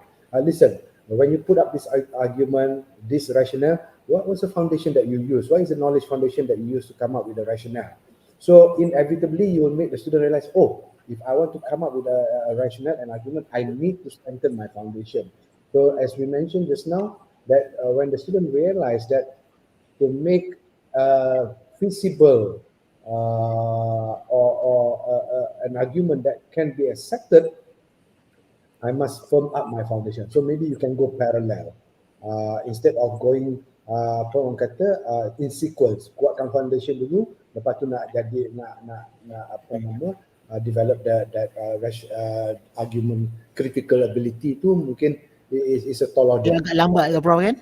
Yes. So maybe you can talk about the criticalness of things, but always check whether the students are using the right foundation or not. So inevitably you will make the student to realize, oh, if my argument need to be correct, if my argument need to be strong, I better check on my foundation. So mungkin we can go parallel. I hope that will help Puan Banu Mati yang bertanya. Dan saya yakin Prof, apabila kita menjawab soalan ini, saya melihat yang pertama tu saya sangat setuju dengan Prof Kamal. Lakukannya secara paralel, dan kalau kita ambil balik apa yang Prof Kamal terangkan tadi berkaitan dengan formulate serious questions, I think that kalau kita boleh menggunakan ataupun menghasilkan satu soalan yang baik, at least the fundamentals ataupun the foundation itu boleh berlaku di situ. Mungkin juga Prof Haryani nak respon terhadap soalan ni. Ya, I think untuk respon kepada soalan ni ya, bila student memerlukan help in the fundamental knowledge ya, I think one of the suggestion that was suggested to me ya, I think there's a similar problem was given ialah satu teknik yang mana dia kata scaffolding ya. Scaffolding ni yang mana we encourage the students on the observation technique ya. We try to give the support to the students on melihat kepada fundamental knowledge is very important, yeah. But then you must encourage the student to look into many kinds of observation yang boleh menyebabkan the students look into this scenario based situation, observe it and get them fundamental knowledge. I think this is also another kind of giving them some critical knowledge about getting the fundamental knowledge. Yeah, so I think design thinking, critical thinking are the approach to strengthen the fundamental knowledge. Actually, it's not like it's a separate thing. You teach them fundamental knowledge in the traditional way, and then after that you embed design thinking. Later in a different module, meaning that in getting the fundamental knowledge, you still can incorporate the design thinking or any critical thinking method for the student to get the fundamental knowledge. As it goes, they get the fundamental knowledge, I think, and the approach of design thinking, this will strengthen more their fundamental knowledge. And I think we have mentioned this earlier. I think Prof. Kamal mentioned that this design thinking is actually designed to look into the different level of knowledge that students have. It is not one method of design thinking. What we put design thinking, the students will have the knowledge sama saja, sama rata, tidak. Yeah.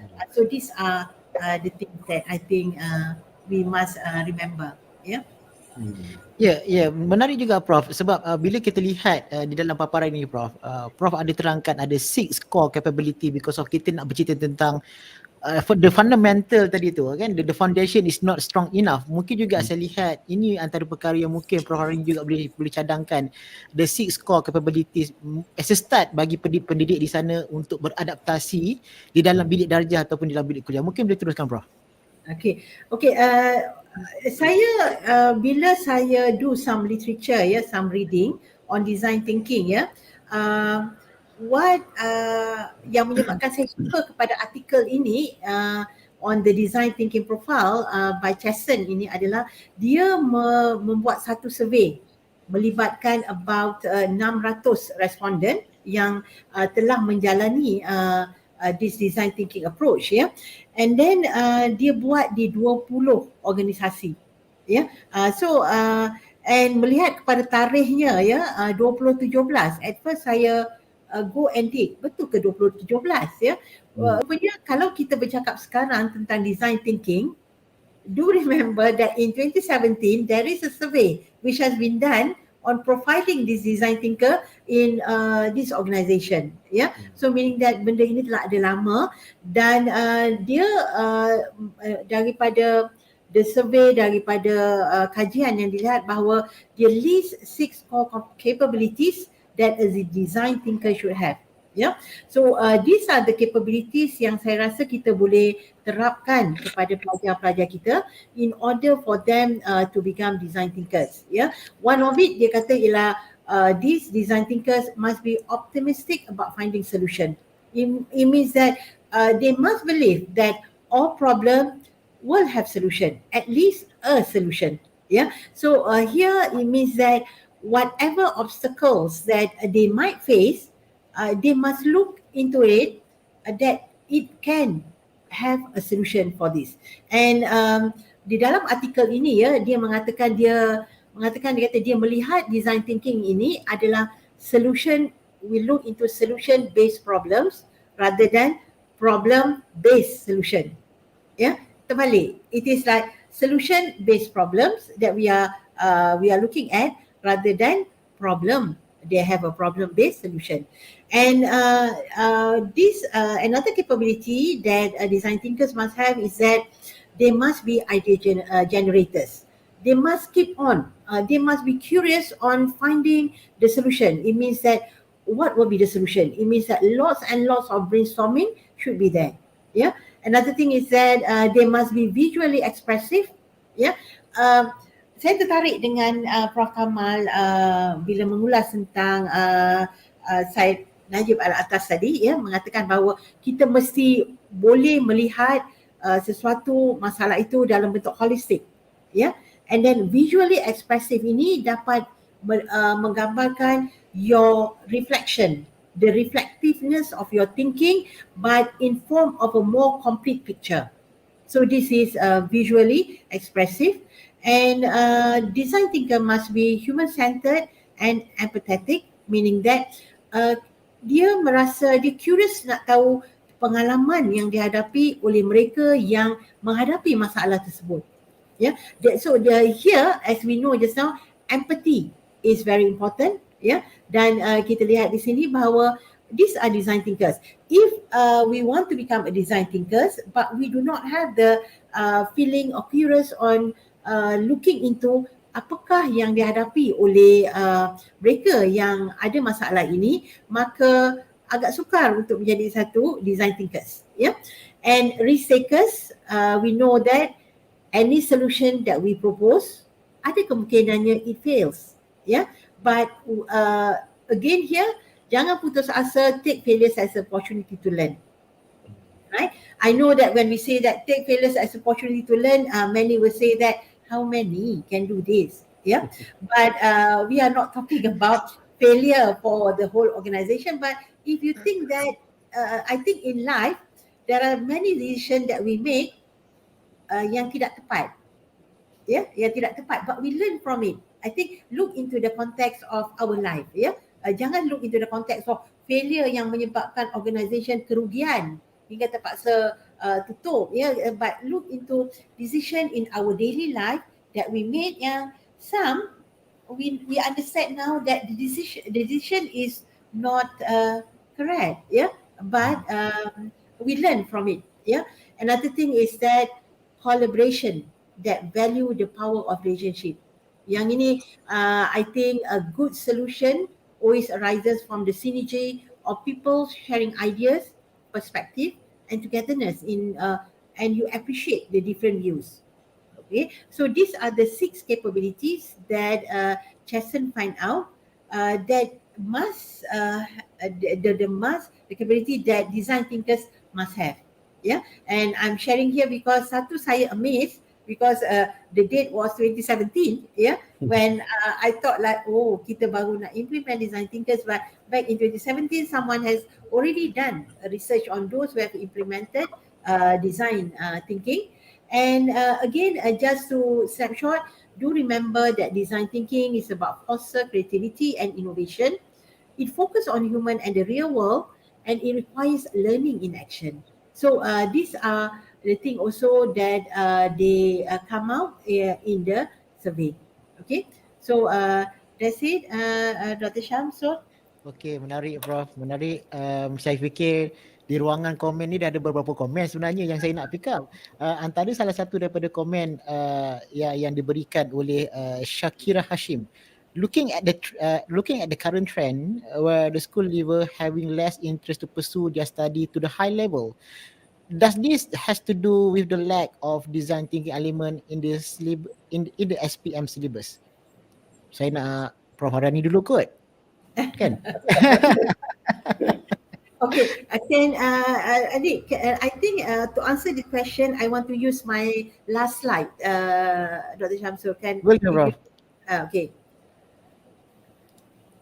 Okay, now, this is our experience, yeah? I think to answer the question from Shakira, if you look here, from our experience, we put it inside this slide.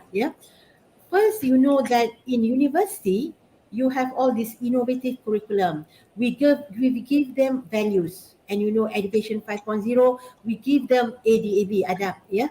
What are all these things? Technical knowledge. These are the acquisition of knowledge that can happen in a university setting.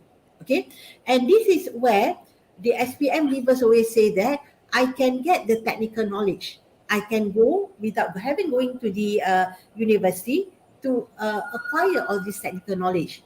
But university does not only prepare students for the acquisition of technical knowledge, right, through curriculum, extracurriculum, and also co-curriculum, but we also develop the thought process of the person. The thought process, where if you look into design thinking, I have all the thought process there. The technical knowledge, okay, have to be implemented or have to be used using their thought processes, must be implemented in a real world solution. Okay, and university are having that now. We have Sulam, all these Sulam, which when the students with the technical knowledge go to the real world, do the experiential learning, they will shape and reshape their thinking process. Now, they go through the empathize, the non-linear thinking process, and they solve the real problem, and this strengthen their thought process. And when this go along, we know that now the arrow back, meaning that the experience that they get, the real world experience that they get, now it comes back to how useful is their technical knowledge. So this is a setting. If we are having the problem, the problem that SPM leavers doesn't want to go and pursue higher education, right? Because SPM leavers thought that by having technical knowledge, by having technical knowledge that they can acquire through themselves, without having to go through the university, that is enough. Go back to the slide where Prof. Kamal put the question, how do you communicate your profession to the society? Or how do your profession fit in the society? The technical knowledge that we have, might equip yourself with the knowledge and you might get the salary that you want. Okay, but how do you fit in the society? This is a question which I think without the SPM leavers going into the university, they will not be able to experience this. So technical knowledge, you can get it anywhere. Okay, meaning that you can get a high salary, but how meaningful? What is the impact that you have with your technical knowledge to the society? This is a question mark that we must understand. And the thought process has to be shaped and reshaped by the real world experience. So I think again, in the university setting, not only technical knowledge, we have the values that we incorporate inside the curriculum. Okay, and if you seek your technical knowledge on your own by saying that, never mind, I go and do not have to go to the university, and I can look into take my own experience, there I got my salary from time to time, and higher than the one who goes to the university. But do remember, university setting is not only to give you the salary, it's not about you alone, but it's about putting you in the society, right? So this is the answer that I think some of my response to the question. Okay, Dr. Syam. Dr. Syam, you mute. Mike. Asyik lupa je, Prof. Okay, Prof Kamal, saya melihat ada dua perkara yang perlu kita mungkin bezakan, Prof, kan. Yang pertama tadi, sepanjang daripada konteks tadi kita bercerita banyak berkaitan dengan knowledge, tetapi juga ada satu lagi perspektif lain yang kita perlu lihat adalah education. Mungkin Prof boleh berikan sedikit penerangan dalam konteks ini, kerana saya fikir ianya sesuatu yang perlu diperjelaskan kepada rakan-rakan kita, warga pendidik kita, dan dengan melihat perkara ini saya yakin mereka mungkin lebih orang kata apa mungkin boleh membuat refleksi pada diri mereka sendiri, Prof. Mungkin Prof boleh huraikan perkara ini. Itulah saya berpandangan, I read this book by Paul Ashwin. He wrote about transforming university, a manifesto. Dia ada menyatakan bahawa if we focus on the bodies of knowledge alone, that may not be enough for the student to get excited, because the body of knowledge has a structure, and the position of that knowledge in that structure is where the application will come in. Sometimes you take the knowledge in isolation. Okay, you know it. As Prof. Aini mentioned just now, how do you put that knowledge in the context of things? Then you have to know dia punya structure knowledge tu and the position of that knowledge dalam konteks situation ni, bagaimana dia boleh berfungsi. Mungkin I think there was one comment made by Puan Syahira, if I'm not mistaken, baru tadi. Beliau mengatakan bahawa she got that experience whereby you teach the knowledge to the student. Ni dari experience saya, macam subject programming memang kita relate dengan real life. The minute you put that programming into the real life problem, I think that would excite the student better, because the student could see the significance of that knowledge in the structure of things yang dia boleh digunakan. So in other words, as Paul Ashwin mentioned, this means that what students gain from engaging with this knowledge are new ways of seeing things and interacting with the world. That could excite the student. Oh, I got this knowledge. I could do this with this knowledge. I could do that. I could create anything with this knowledge. And then they say, this means that students are fundamentally changed by their engagement with the knowledge. The knowledge is not treated as an isolated subject saja. Tetapi the knowledge is treated as something that empowers me, that enables me, and I will start looking at the knowledge from that viewpoint, from that angle, rather than adding additional information dalam banyak dah information, dah banyak dah maklumat dalam kepala ni. Tetapi ilmu itu kalau dilihat dalam konteks begitu, mungkin tidak merangsangkan pelajar itu untuk meneruskan lagi pengajian dia. Malah ada satu paper, if I'm not mistaken, written by Bakhtiar, this was sometime 2016. Beliau dalam tim beliau ada mengkaji what does a student desire actually from their experience in their higher education that they can manifest in our workplace. The student wants to be creative.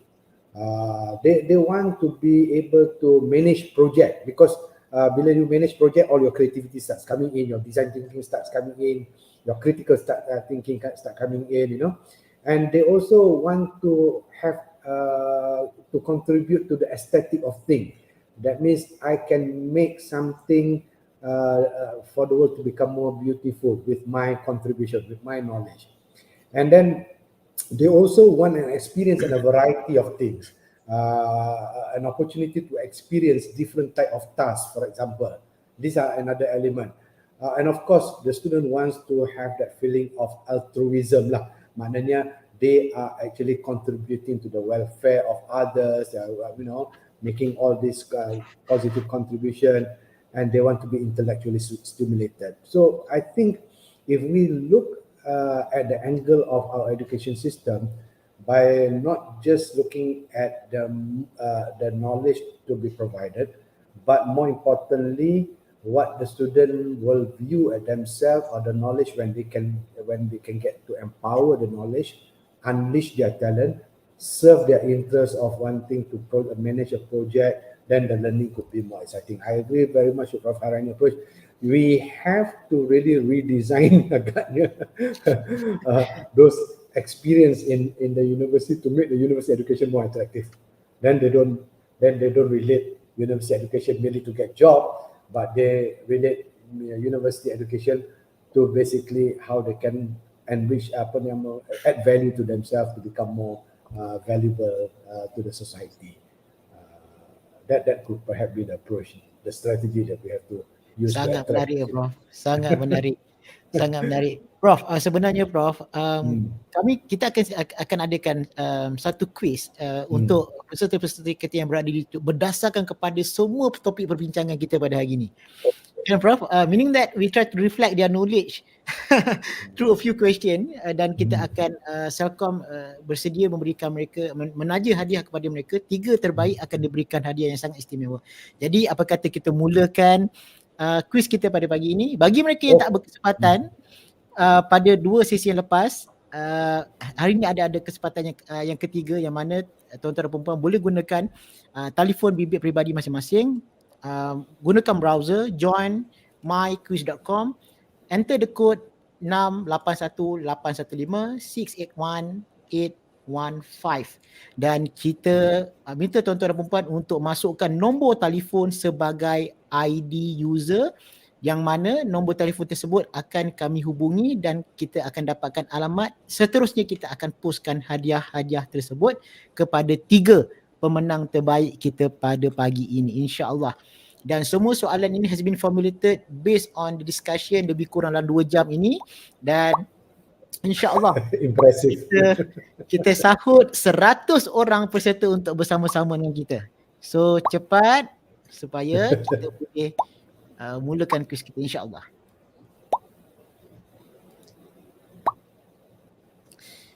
Dan sebenarnya Prof, hadiah yang kita tawarkan agak lumayan juga. Kebanyakannya adalah barang-barang yang berkaitan dengan pengajaran juga pembelajaran, insya-Allah, yang mana mereka boleh gunakan sama ada di dalam mengadakan kuliah dalam talian ataupun mereka boleh gunakan secara fizikal, insya-Allah. Itu antara hadiah-hadiah yang telah kita sediakanlah kepada semua peserta-peserta. Jadi kalau kita lihat kepada beberapa webinar yang lepas, 3 webinar telah pun kita jalankan sepanjang program kita pada tahun ini. Dan yang menariknya pada konteks hari ini memang kita ketengahkan isu yang berkaitan dengan pengajian tinggi, kerana pada webinar yang keempat kita akan bawakan topik berkaitan dengan STEM khusus kepada sekolah rendah, khusus untuk sekolah-sekolah. Jadi we want to complement each other. So meaning that we try to dapatkan perspektif daripada higher education, kita dapatkan perspektif daripada school untuk kita lihat apakah perkara-perkara yang mungkin boleh dijadikan perbincangan dan membawa kebaikan kepada pendidik-pendidik di luar sana. Dan terima kasih juga saya ucapkan kepada semua peserta yang telah bersama-sama daripada webinar pertama yang bertajuk Teaching in the Post-Pandemic Era, yang kita bawakan Prof Abdul Karim, PM Dr. Rizwan, Cik Ros dan juga Dr. Rahayu, yang mana viewer setakat ini adalah 1.8K. Begitu juga dengan the second webinar Assessing Student Digital Literacy and Strengthening Online Learning, kita bawakan PM Dr. Harwati dan juga PM Dr. Syahriza Sharif, yang mana viewer pada hari ini mencatat sebanyak 1.1K viewer. InsyaAllah kita mohon tuan-tuan dan puan-puan untuk panjangkan orang kata video ini ataupun rakaman ini YouTube ini kepada rakan-rakan yang lain supaya segala perkongsian ini dapat dimanfaatkan. Jadi kita di sini ada 68 peserta yang telah pun bersama-sama dengan kita. Kita perlukan sekurang-kurangnya 100. Cukup 100 kita akan mainkan, kita akan mulakan kuis ini. Jadi setakat ini live viewer kita ada 198 warga pendidik bersama-sama dengan kita pada hari ini, Prof. Okay. Dan dijangka angka ini akan meningkat dengan lebih tinggi, insya-Allah. Dan bagi rakan-rakan yang tak berkesempatan mungkin ada kelas ataupun kuliah pada waktu pagi ni, anda boleh menonton selepas sahaja selesai live ini, insya-Allah. Jadi kita ada 78, 79, kita jangkakan 100. Alright. Kalau saya lihat dia stagnan, kita akan teruskan sahaja, tapi saya harap lagi 19 seat boleh dipenuhi. Jadi dan insya-Allah dalam tempoh terdekat ini kita akan adakan juga teacher certification for Google Education Phase 1, yang mana akan berlangsung pada InsyaAllah pada 24 hingga 26 Ogos ini, yang mana seramai 150 orang telah pun mendaftarkan diri mereka dan 50 terbaik akan ditaja bagi certification, bagi Google Certification Level 1. Dan tajaan ini diberikan oleh Pak Celcom kepada semua warga pendidik yang bernasib baiklah, yang layak, yang kita pilih berdasarkan kepada portfolio mereka yang mereka akan hantar untuk bengkel yang kita jalankan pada 24 hingga 26 Ogos nanti, insya-Allah. Jadi kita berada 91, lagi 8 seat untuk kita penuhi. Alright. Dr. Nadia dah on standby dah sebenarnya untuk tunggu kepada angka 100. Jadi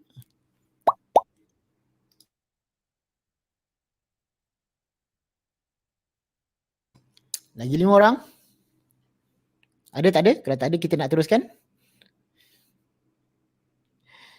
Alright Dr. Nadia, tanpa melengahkan masa, Dr. Nadia kita boleh mulakan.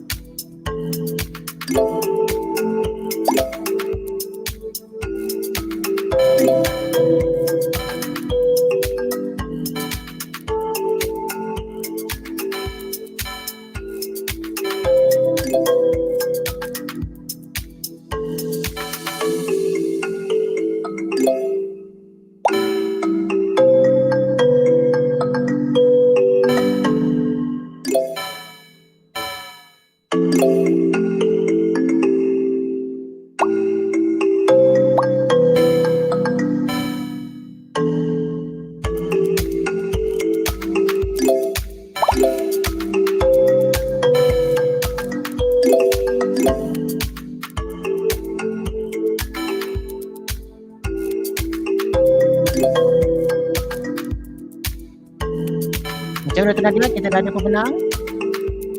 Alright. Okey, pemenangnya.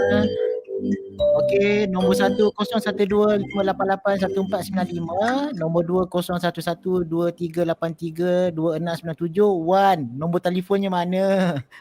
So nombor telefon tak ada. So kalau tak ada, minta tolong typekan di ruangan chat. You letak sementara, nanti kami akan deletekan nombor telefon tersebut untuk kita hubungi tuan-tuan dan puan-puan. Alright, pada masa yang sama Prof, saya minta keizinan dulu untuk kita berikan laluan untuk promo untuk program kita yang berlaku insya-Allah dalam masa terdekat ini.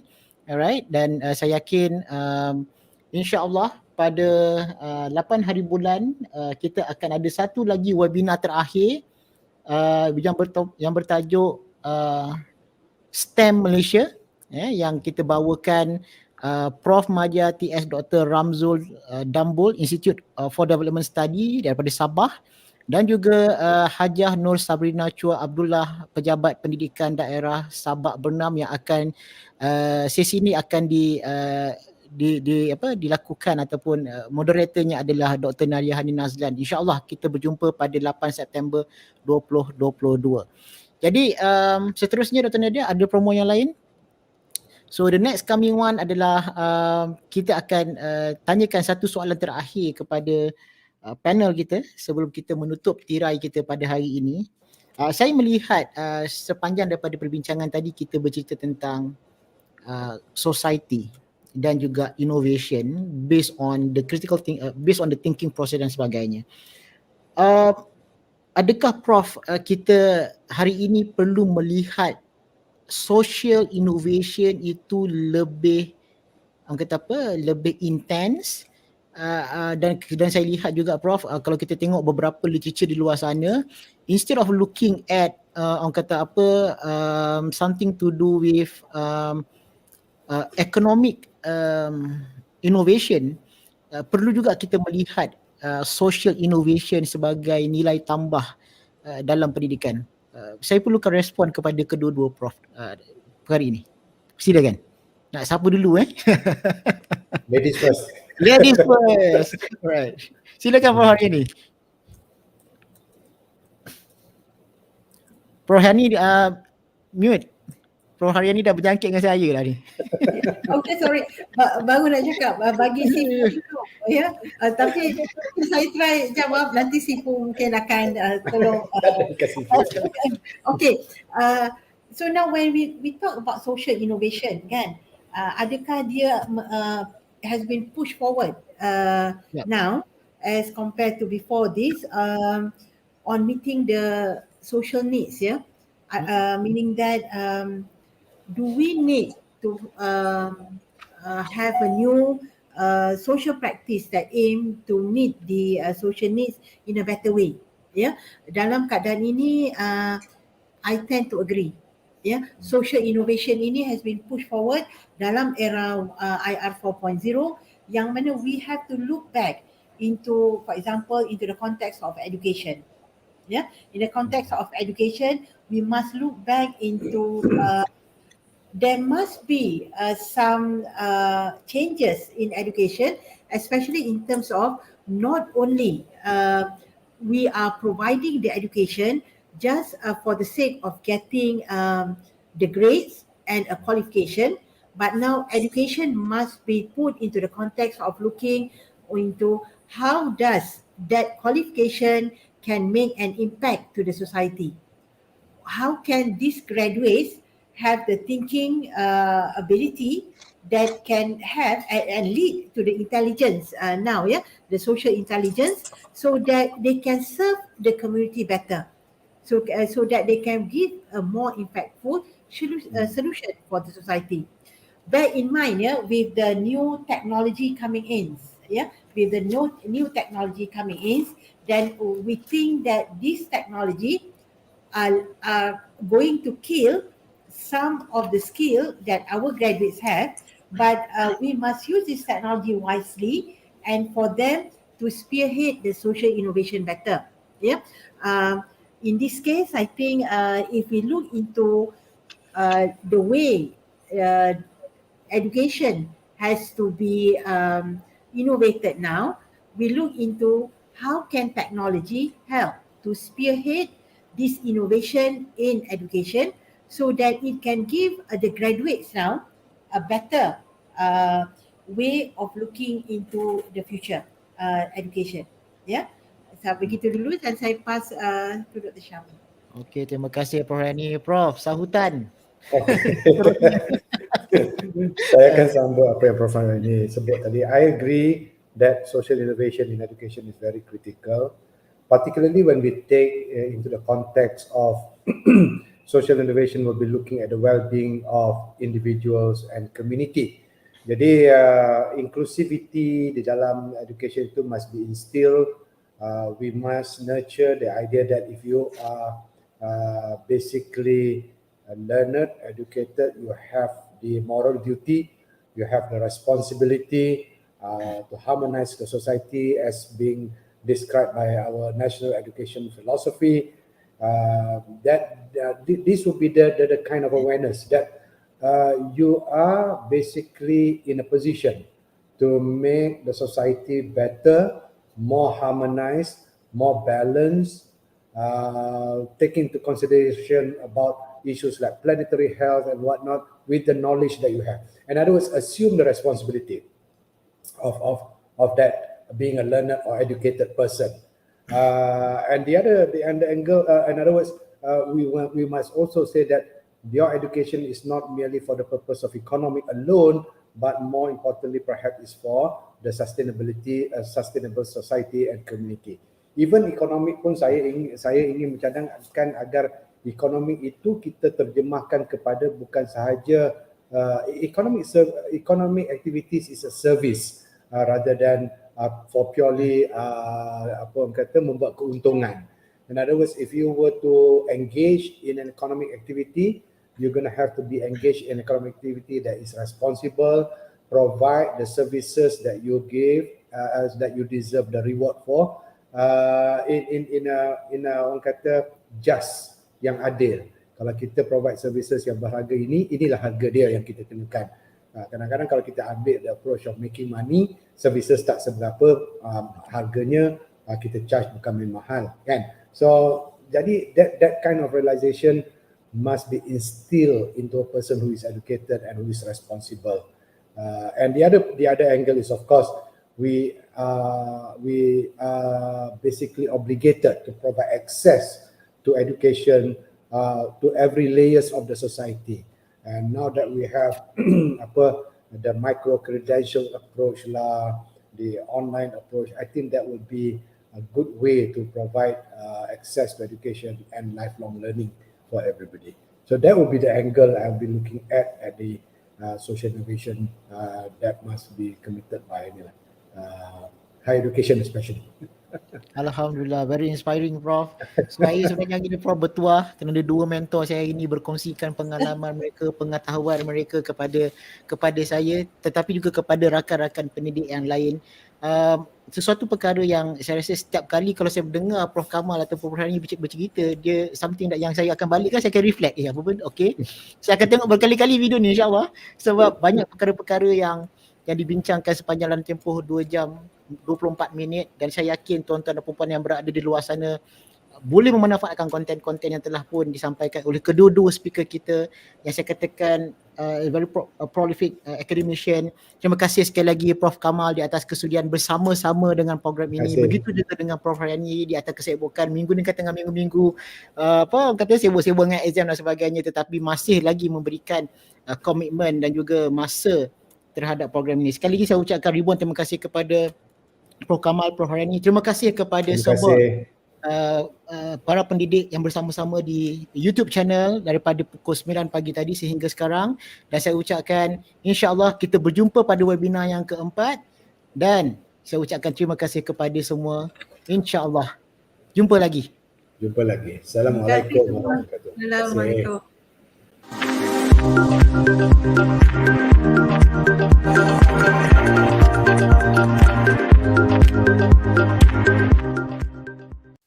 Everyone deserves a great mobile network with the widest coverage you can trust. That is Celcom territory. The first place Malaysians look to for for amazing internet experiences, like how Mindy from Selangor first met her oppa, or when Sarah in Penang got the first 600 likes. The first time Cikgu Karim of Johor taught an online class. How Maria in Sabah still celebrates every sale like the first. Where the Hafiz family